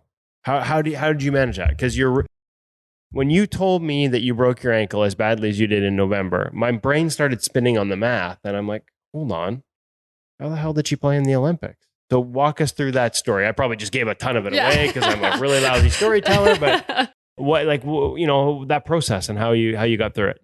Yeah, so we were in Russia at the time. We had pretty much our Olympic squad together, plus taxi squad, and we were playing games, training on that particular day. So it was mid-November, 2.5 months before the Olympics. We had finished practice, and we had to go back to the hotel to do our workout, which unfortunately the hotel gym is not the most decked out gym. They had some tile flooring, and afterwards we were like, hey, let's do something fun. We'd been playing hacky sack. It was our fun little warm-up / cool down game. So we started kicking it around on the tile flooring. And unfortunately, it was a little slippery. And I jumped up to go catch the hacky sack on a wide pass, slipped as I jumped, got the hacky sack, perfect pass back. Atta girl. Landed, slipped again, and fell pretty much from maybe a little above hip height right onto my left ankle. The audience can't see me cringing. I've seen the X-ray, so that's that. If you hear that sort of sound, that's me cringing because I know the result. Yeah. Afterwards, my teammate went to the security guard and asked for the security footage. So you have security footage. You have security footage of your Olympic dream almost ending. Yes. How'd you, once you found out how bad it was? How'd you manage? There's a lesson here in how you manage it and how you go from rather than focusing on my dream is over to coming back. Yeah. So I at first didn't think it was broken. I was convinced that it was like just a ligament tear, tweak, or sprained ankle. I'm good. And I think that's the positive thinking. But I think in the back of my head, I also recognize this could be really bad. I don't know. So AT sent me to the hospital, got an X-ray. I'm sitting on the table and they go, "It's broken." What?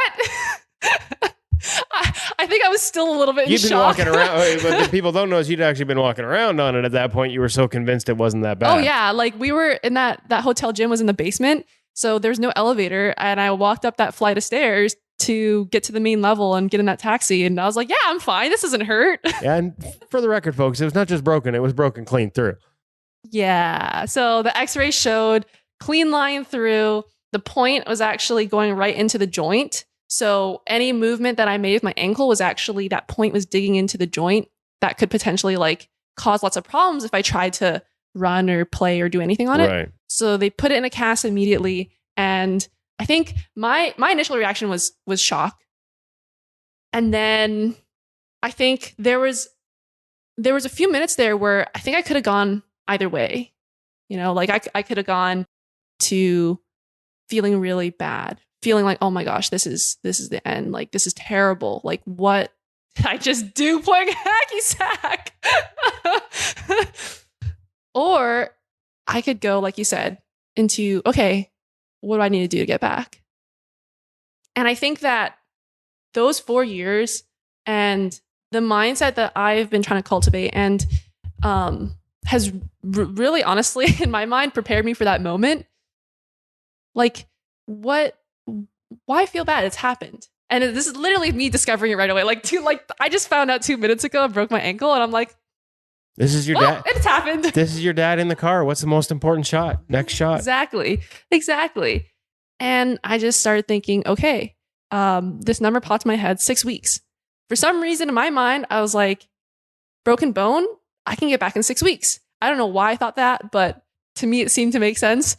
And I just immediately started reaching out to everyone that I knew to try to find a surgeon. Broken bone, the clock starts when I get surgery done. So I had to do that ASAP. And it was funny. Everyone was visiting me, like the coaches and the Chinese staff and my teammates are all visiting me. They're all so sad. They were like acting like I was not going to make it back. Like this was over. And I was like, I don't know why I was like consoling them. I was the one like, don't worry, I'll be back 6 weeks. And they were all like, oh no, like this is terrible. And it was so funny to be in that, on the other side of that. Like, no, it's okay. Like, don't worry, 6 weeks, I'll be back. Like, you'll see, no problem. And then turn around and like, okay, I need to find a surgeon. Like, who's got me a surgeon? And I was super fortunate. A former teammate who played on Team USA, Megan Bozak, she referred me to Dr. Coetzee at a orthopedic center in Minneapolis. And he's actually a physician for the Vikings. So world-class foot and ankle surgeon. He's was literally like emailed me back right away and was like, I can see you in for surgery tomorrow morning. And I was like, hold on, I still get a flight there first. Like, I'm in Russia still. He's like, what are you doing in Moscow? But it was just goes to show how people, like when you reach out, like people like respond, like, and I'm just like super grateful that like I got all the help and support that I did from everyone. That was all set up like pretty much overnight. Like I stayed up all night with the time change, emailing people, calling people, trying to figure out where to go. Do I go to Finland? Do I go to Canada? Do I go to US? Eventually decided to go to the US in Minneapolis and pretty much booked my flight, got on a flight next day. Wow. But there's a lesson here. If you throw a little pity party for yourself for even a week, that might. Oh, I wouldn't have made it back. That's the difference between making it back and not. The fact that you went into that sort of let's find a solution, let's stay positive, allowed you to have a chance. And just to give a little more context, even if I got surgery done, rehabbed, was able to get back on the ice, there's no guarantee I would make it back because my team was flying to China a few weeks later. And it's not like you can just quarantines. You just don't show up in China. Yeah, you can't just show up. There's no commercial flights there. Like every Olympic team has a chartered flight that has to get approved by the Chinese Olympic Committee. Like there's all this red tape you have to go through to just get there. Right. So the fact that I took a big risk, like they wanted me to do the surgery and come back right away, back to Russia, but they didn't have the infrastructure there for the kind of accelerated rehab that I need to go through.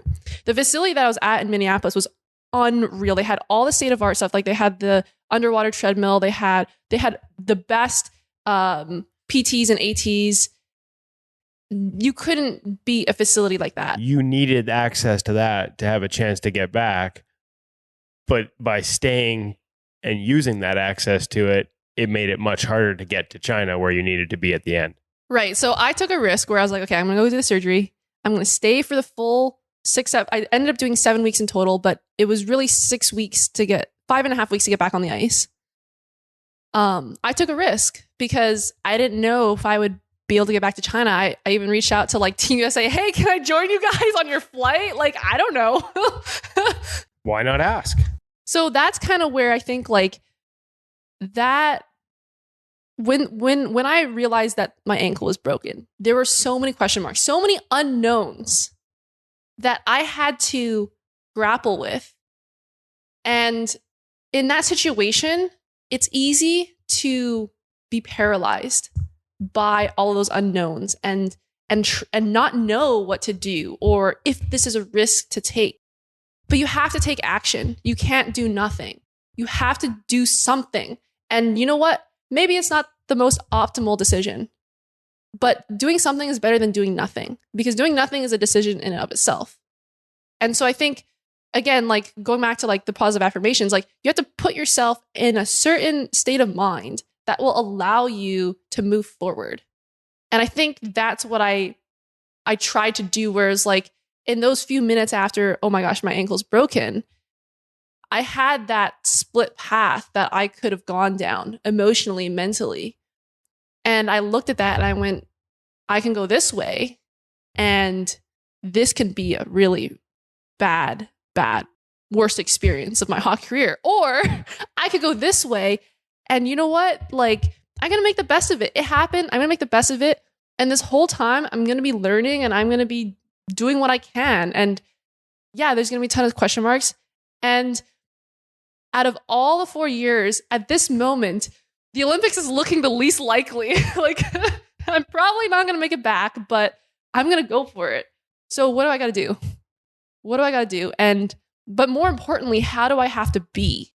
Because what I'm doing is not going to happen if I'm not being in the right state of mind, being in the right mentality, the right emotional state. You can't just go through the motions on this. Yeah. Really can't. So ultimately, how do you end up getting back? So I fly to Minneapolis. It wasn't a straight line, was it? No, not at all. Planes, trains, and automobiles. Fly to Minneapolis. I get surgery done. And I end up doing 7 weeks total rehab. I think I was at week 3.5, 4, I start walking. I'm in the underwater treadmill. I'm walking. And mind you, like this surgeon, I love him. He's hilarious. After the surgery, he's telling me he's about like he put the plate in, this and that. And I go, okay, like at what point can I walk with the cast on? He's like, oh, right now. Sorry, what? He's like, yeah, the plate's in there. It's taking the weight. Like as long as it doesn't hurt, you can walk. Like literally the day after the surgery, I was like, okay, sure. But that's the new approach now where you want to be pushing that boundary. But again, with the pain, it's a signal, right? Doesn't mean that if it hurts, you're injuring yourself. It just means, hey, pay attention, be careful. There's danger. Yeah. So in that sense, it's like, no, trusting your body, listen to your body. And this is where I think like I've come 180 from Princeton where like I wouldn't have made it through that rehab process if I didn't fully listen to and trust what my body was telling me.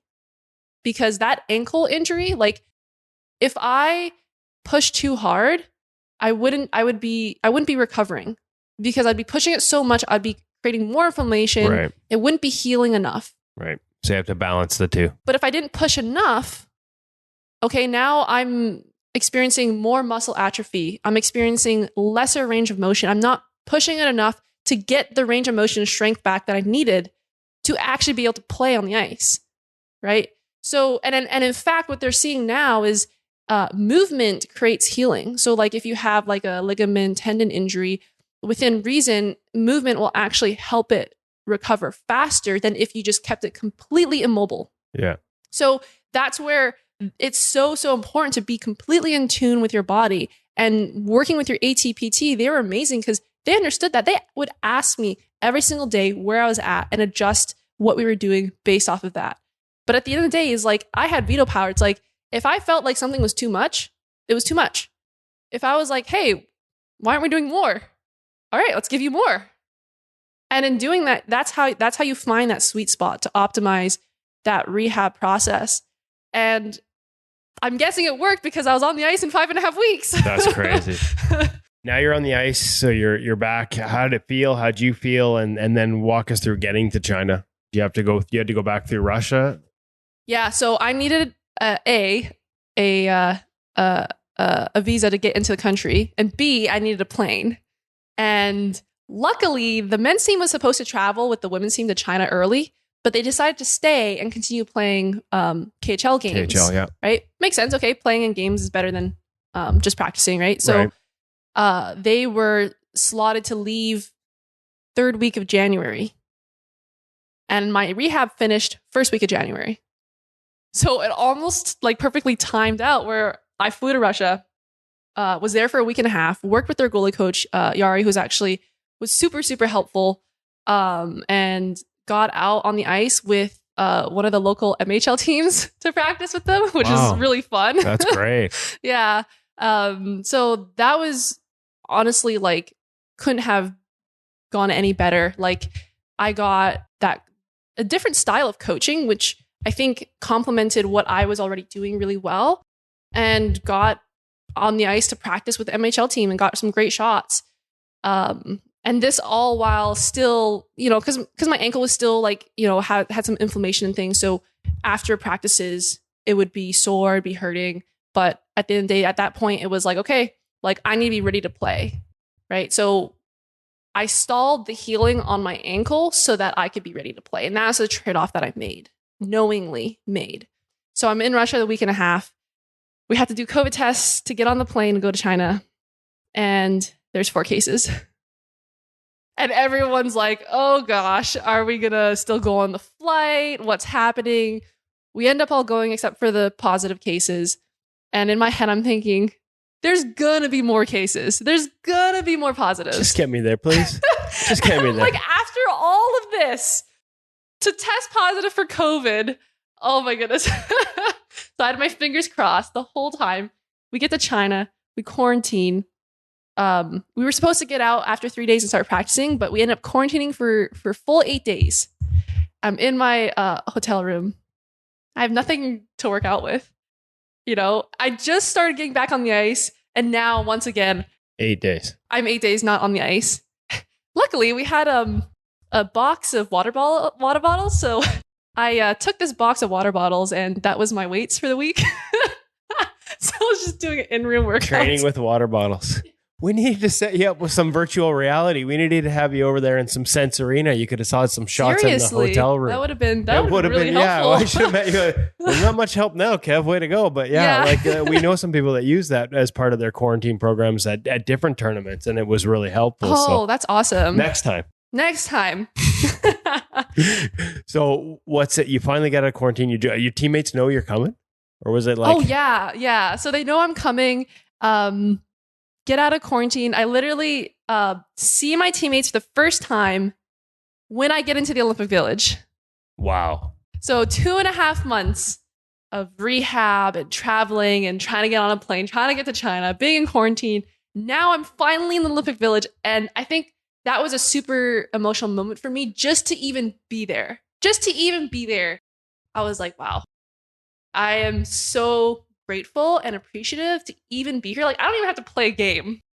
Just the fact that I made it here, I think, says a lot about how far I've come in my journey, both as a player and as a person.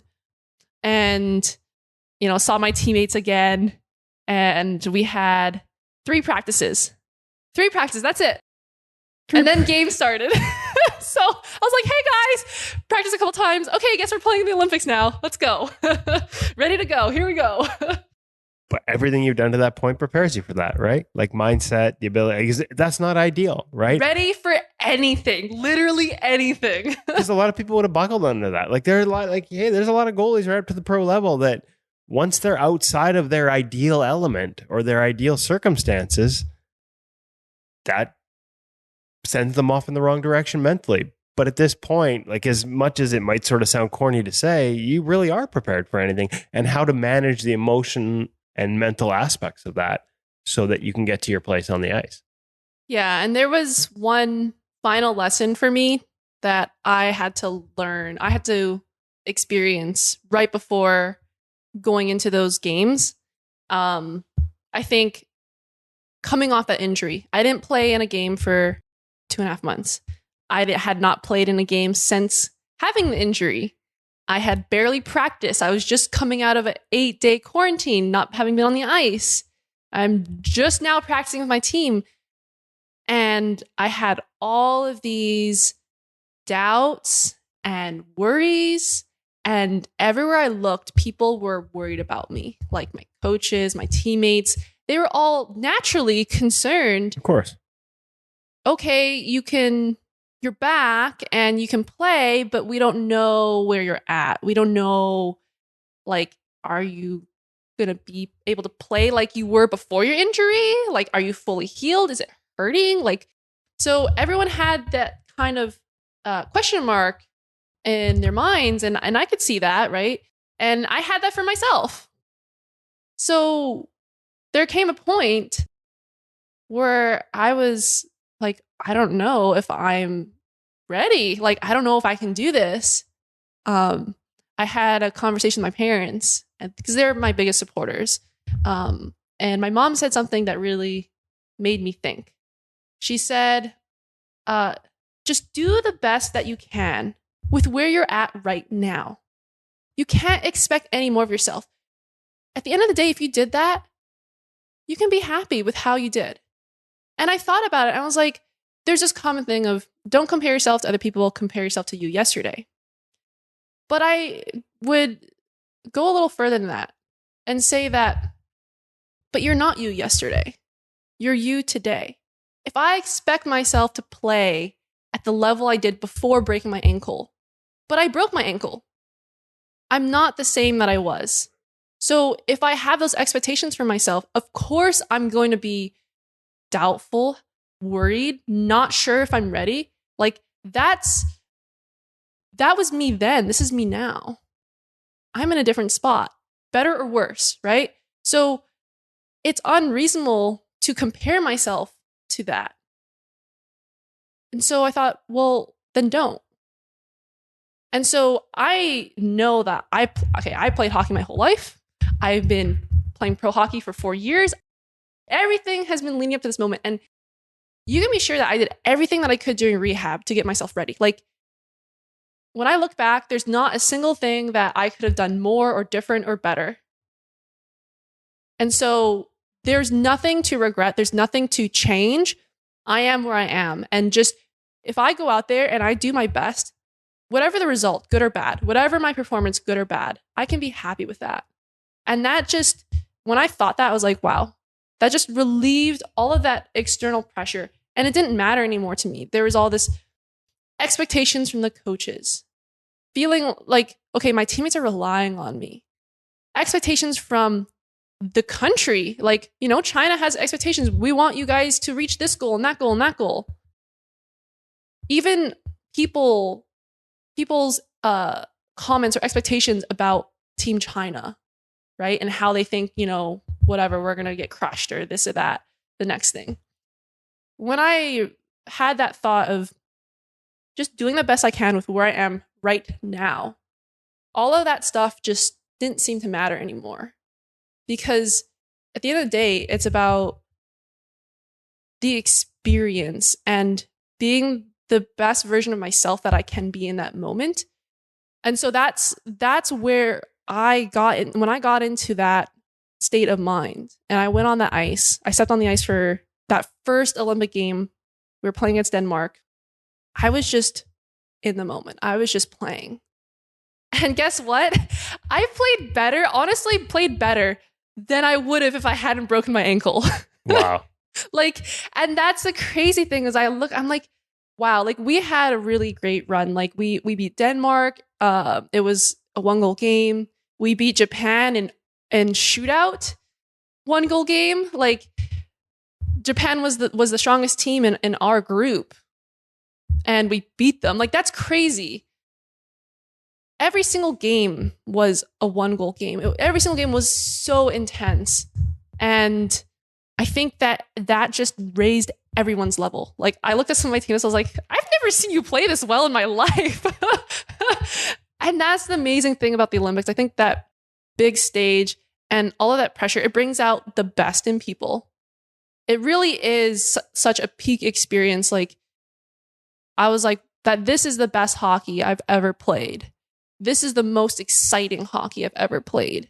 The most meaningful hockey I've ever played. And you played your best. And I played my best. In that moment. Because of my broken ankle. On that stage. Not in spite of it. That's amazing. Is that is it when I, the routine question is, what's your biggest takeaway? What's your biggest memory? What will last with you about being an Olympian? And we think of opening ceremonies, closing ceremonies, but is that it? Is that the game? The games and everything that went to getting there and the expectation and how you and your teammates rose to that occasion? Is that the lasting memory, or are there other things that you take away from it? I think the biggest thing for me was just my journey has had a lot of ups and downs. And I think that last down was really low. And so when I came back and we won that first game against Denmark, when I stepped off that ice, I was so overwhelmed with all these emotions. I couldn't go to do the interviews for a good 40 minutes. I was borderline hyperventilating. I couldn't breathe. I was like, oh, what's happening to me? But it's just everything, everything leading up to that, everything we had gone through individually and as a team. We have our core group that had been there for the pro years and through this Olympic year and that whole journey and just everything that it meant, with my Chinese heritage and getting to connect my grandfather, everything coming together in that moment and winning that first game against Denmark. And that was a tough game, right? We had to battle and we didn't come ahead until pretty much the end of the third period. So it was just really overwhelming because to me, I was like, if I'm just having the chance to play, I am happy. But now I get to play. Not just that, we get to win. And I had a great performance and my teammates had a great performance. And seeing the reaction of all the Chinese fans, they were ecstatic. They were so excited. And it created this energy around hockey that's just never existed before in China. And that's what it's all about. You think about like when I was a kid playing in my first game and that excitement I had, it didn't matter the score, it didn't matter, that I got pepper shots and let all these goals in. I was playing hockey and it was fun. And it was this amazing experience. And so sharing that with people and showing people what hockey is in China. And there's so many kids now who are like, I want to play hockey. I want to play. I could play on Team China. Like, I had people messaging me like, is it too late for me? I want to start playing hockey. My dreams to play on Team China. They can see it now. That's awesome. What a cool experience. Like that's, and so I want to talk a little bit because we are way over, but this has been amazing. But I want to talk a little bit about what you're doing now. And when you share that experience and the emotions of it, I don't think it's a coincidence that the school you're working with right now is called Empower Hockey, that you and one of your teammates, Mel Ju, is running here in mainly Vancouver, or are you guys traveling as well? We're in, Greater Vancouver area. Okay. Yeah. So Empower Hockey, I think the name itself, like we probably ties into so much of what we've just talked about, from the mental side to the way you've overcome it to get to the experience you had in China. Just walk our listeners through, like if they want the Kimberly Newell experience, they want to learn some of these things from you and your teammate. What are you guys up to? So we're starting summer programs in the area. And, I think a lot about how to structure things in a way that's best for the athlete. Okay. We see a lot of programs that are really more structured for the convenience of it. Right. And this is not to criticize the way that it's been done traditionally. Because here's the thing. You always have to be thinking how to rethink the model. What's always been done is that's just what continues to happen until someone comes along and says, hey, why don't we try it this way? Not that how it's been done before is wrong, but that, hey, why don't we continue to evolve it? Move forward. Right. So what we're really looking to do is creating a full service summer development, mostly targeted towards the female side of the game. Because I think there's not a lot of dedicated programming out for female side of the game. It's growing so quickly, especially in this area, that we've had feedback from some of the girls even that were like, we're so excited to come to your programs because we've never had coaches that are here for us. We've always gone to other camps, programs, and it's like, oh, we're a girl playing hockey versus a hockey player. Right. So I think that's super exciting for them. But on top of that, the things that I've been talking about like the mental side of the game, about the recovery, a lot of that is not addressed at a level that's meaningful at the younger ages. I learned all of this after college, but there's no reason why these kids can't learn it in minor hockey. Wouldn't it have been great to have that in your toolbox when you were in college? For sure, 100%. And earlier.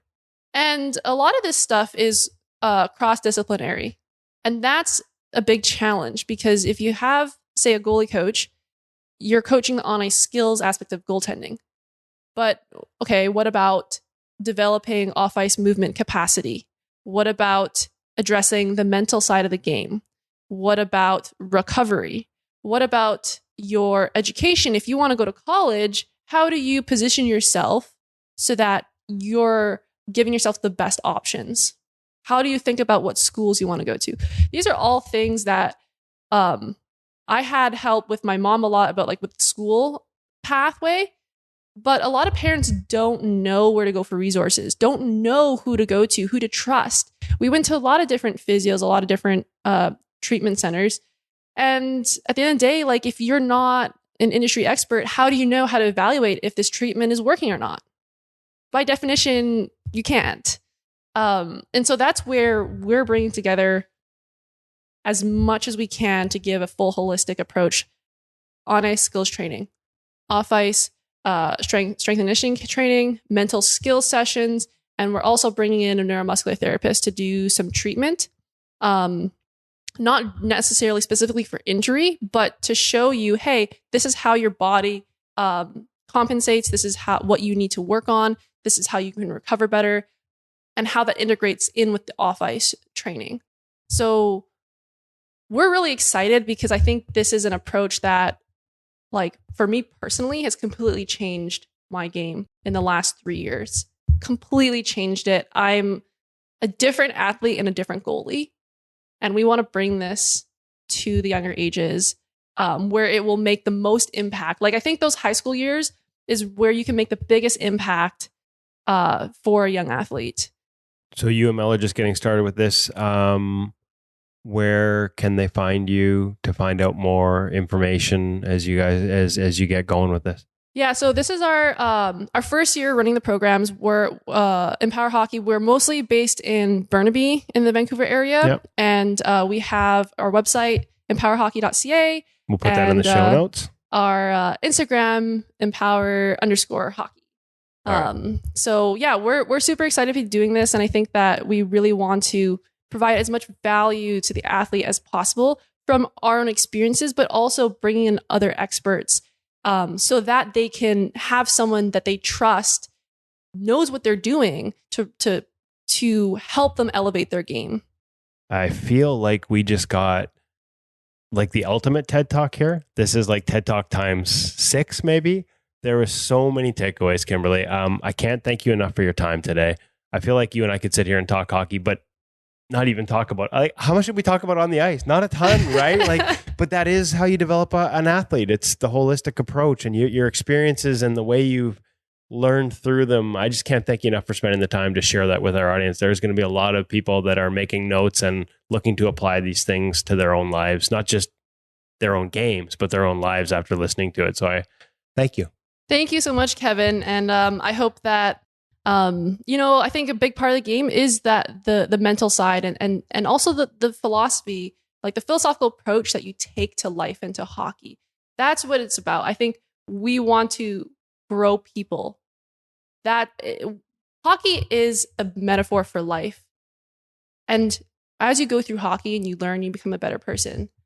That's fundamentally what's going to also make you a better hockey player. And that's why I talk a lot about the things that I talk about. So yeah, super happy to have chatted with you, and hope that, people can have a few takeaways that can help them in their own game. Well, we'll make sure we put a link to Empower Hockey in the show notes for everyone who's listening to this. Check it out at ingoalmag.com. That link will be there. And check out Kimberly's Instagram as well, because there's links to Empower Hockey through there. Also, some shots from China of the sickest gear of the past season, thanks to Brian's and that setup. That was wicked.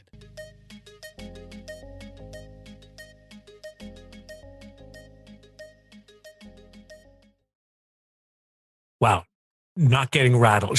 First of all, that whole thing was amazing. But the Olympics, that dangling in front of you, working so hard and keeping control of your emotions and powering through that was really neat, Woody.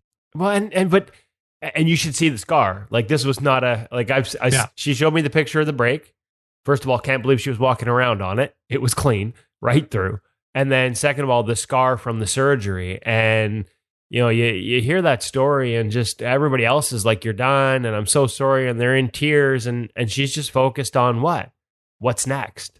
And if she'd waited even a couple of days to pursue a surgeon, she probably doesn't make it back. Like, the windows were so tight for her. And so just a remarkable, and how that focus and that ability to go to next save, like, goes right back to the car rides with her dad going, what's the most important save? The next, like I just loved it. I loved everything about that interview. I think, and I told her this, I don't know if I said it in the interview, but after the fact, like, we have so many parents that listen to this podcast on the way to the rink with their kids.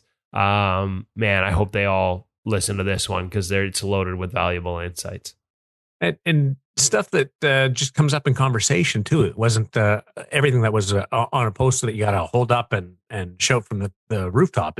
Some of it's just subliminal and just generic and coming out of the discussion. And then also some of it was, deep dives into psyche with a sports psychologist to understand what were the key words for her. What are the principles? Like I said, I don't want to repeat too much of what was in there, but man, it was just loaded with so many good examples. I think there's there's a few actually, now that I think about it, we really got to pull out and create articles. And I've talked to Kimberly a little bit. Let's see what we can do. And of course, like there's a science and knowledge pursuit background there a little bit, even though that wasn't what she studied in school necessarily.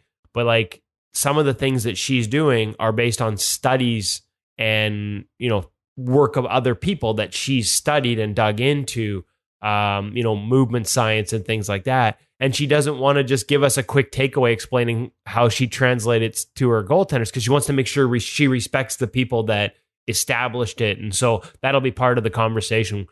We have to stay genuine to, anything we share has to stay genuine to her need and desire to make sure the proper people get the proper credit and nobody thinks that she's reinventing wheels here on this stuff. And that's just another credit to the person she is. I was one of the most enjoyable interviews I'd done in a long time. As you guys can guess, as long as that was, when it ended, we sat and talked for another hour.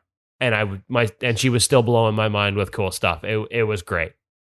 I was listening to it and thinking, wouldn't it be a great pro read with Kim too? Like breaking down all the different situations with her would be fantastic. Yeah, 100%. The only crappy part is the Olympics tend not to share that footage very widely. Good point. Yeah. I don't feel like getting locked up for using footage I'm not allowed to. No. Toronto, we mentioned, does not have a goaltender as we record this, but they do have a goalie coach, which fits nicely into what's happening over at InGoal Mag. Yeah, InGoalMag.com. Our premium subscribers, members we call them, not subscribers. They're members. They're part of the InGoal family. May have noticed that in between part 1 and part 2 of our organizing reps drill with Curtis Sanford, the first part was focused on the drill itself and the keys. We got into the technical and tactical sort of focal points of execution. He talked a lot about entries and alignment. Well, we explained all that stuff in part 2. But what happened was, in part 1, he was the Vancouver Canucks goalie development coach. In part 2, he is the Toronto Maple Leafs goalie coach. So we had to make a little switches in there, a little bit of writing edits and some headline edits. But folks, if you want a glimpse into the mindset, the philosophy of the new Toronto Maple Leafs goaltending coach, beyond listening to the podcast with him from back in early October, make sure you check out the premium options at ingoalmag.com for our members that now include multiple parts and multiple drills and instructions with Curtis Sanford. And we got a few more to roll out with the new Toronto Maple Leafs goalie coach in the coming weeks. It's just pretty cool to see somebody who's with us and helping the InGoal product line out evolve with their own career and progress.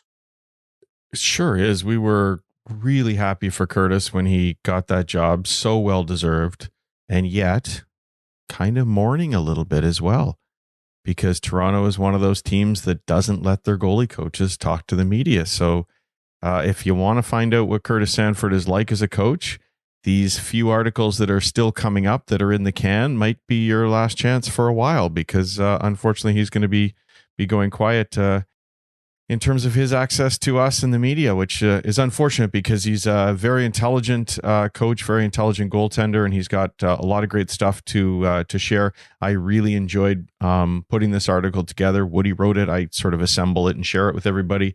And just listening to the commentary, getting to be a fly on the wall as we put the videos together is fascinating. There's a chance to learn something. It's not just do it this way as a teacher, but he explains exactly why he'd like you to do it that way. And I think certainly for myself as a student, that's an incredibly important thing to understand why I'm doing something. And he communicates that very effectively. A lot like you two, Woody and I. I want you to do it this way, but this is why I want you to do it this way. Do we say there's that? a lot of that with Hutch. Well, there's insinuation. It's not like that at the hockey shop. It's like, shut up, guys. We got to get to the next segment. Let's go. That is true. Yeah. Listening to those two yap and yap and yap and trying to get them to go. You tell them I'm rolling 6 times before they actually do it. And then Woody, have you noticed Woody always has to look at his phone one last time? He's just checking his notes. Oh, Woody, you're still here? Do I call it a catcher, a trapper, a glove? I don't know what to call it. So he looks it up. What was Darren telling me to do last time? Mask, or is it a helmet? I don't know. What the hell is this thing we call a dangler? Why do I have to talk about it for 5 minutes? Did you have one on after last week's episode and talking through how to put it on, how to have less noise? Have you followed through on that? I haven't followed through yet, but I also haven't been on the ice in a week, so I may have to give this a go, Darren. I've never been a guy who has problems with collarbone stuff and shots there. Typically Just keep the chin tucked a little bit, but it's fast hands, Woody. Fast hands. It's not a chin tuck. It's fast hands. Oh, that's what it is. Yeah. Actually, the puck would actually have to hit me for it to hurt me. So you don't get those on the collarbone when they just go over your shoulder and in all the time. That's let's be honest here. But no, I'm gonna have to try one, Darren. I promise, Dad. You are the dad in this scenario that I will, for you, improve my safety item. Well, let's hope it doesn't happen to you, but we will break now. Let's hope that you stay intact going forward. Thanks to Kimberly Newell. Thanks to Cam over at the Hockey Shop. Thanks to Sensorina VR, the Hockey Shop, a source for sports survey, thehockeyshop.com. Be well, gentlemen. Can't wait to talk to you next week when we dive into some of the movement on NHL free agency. Stay safe.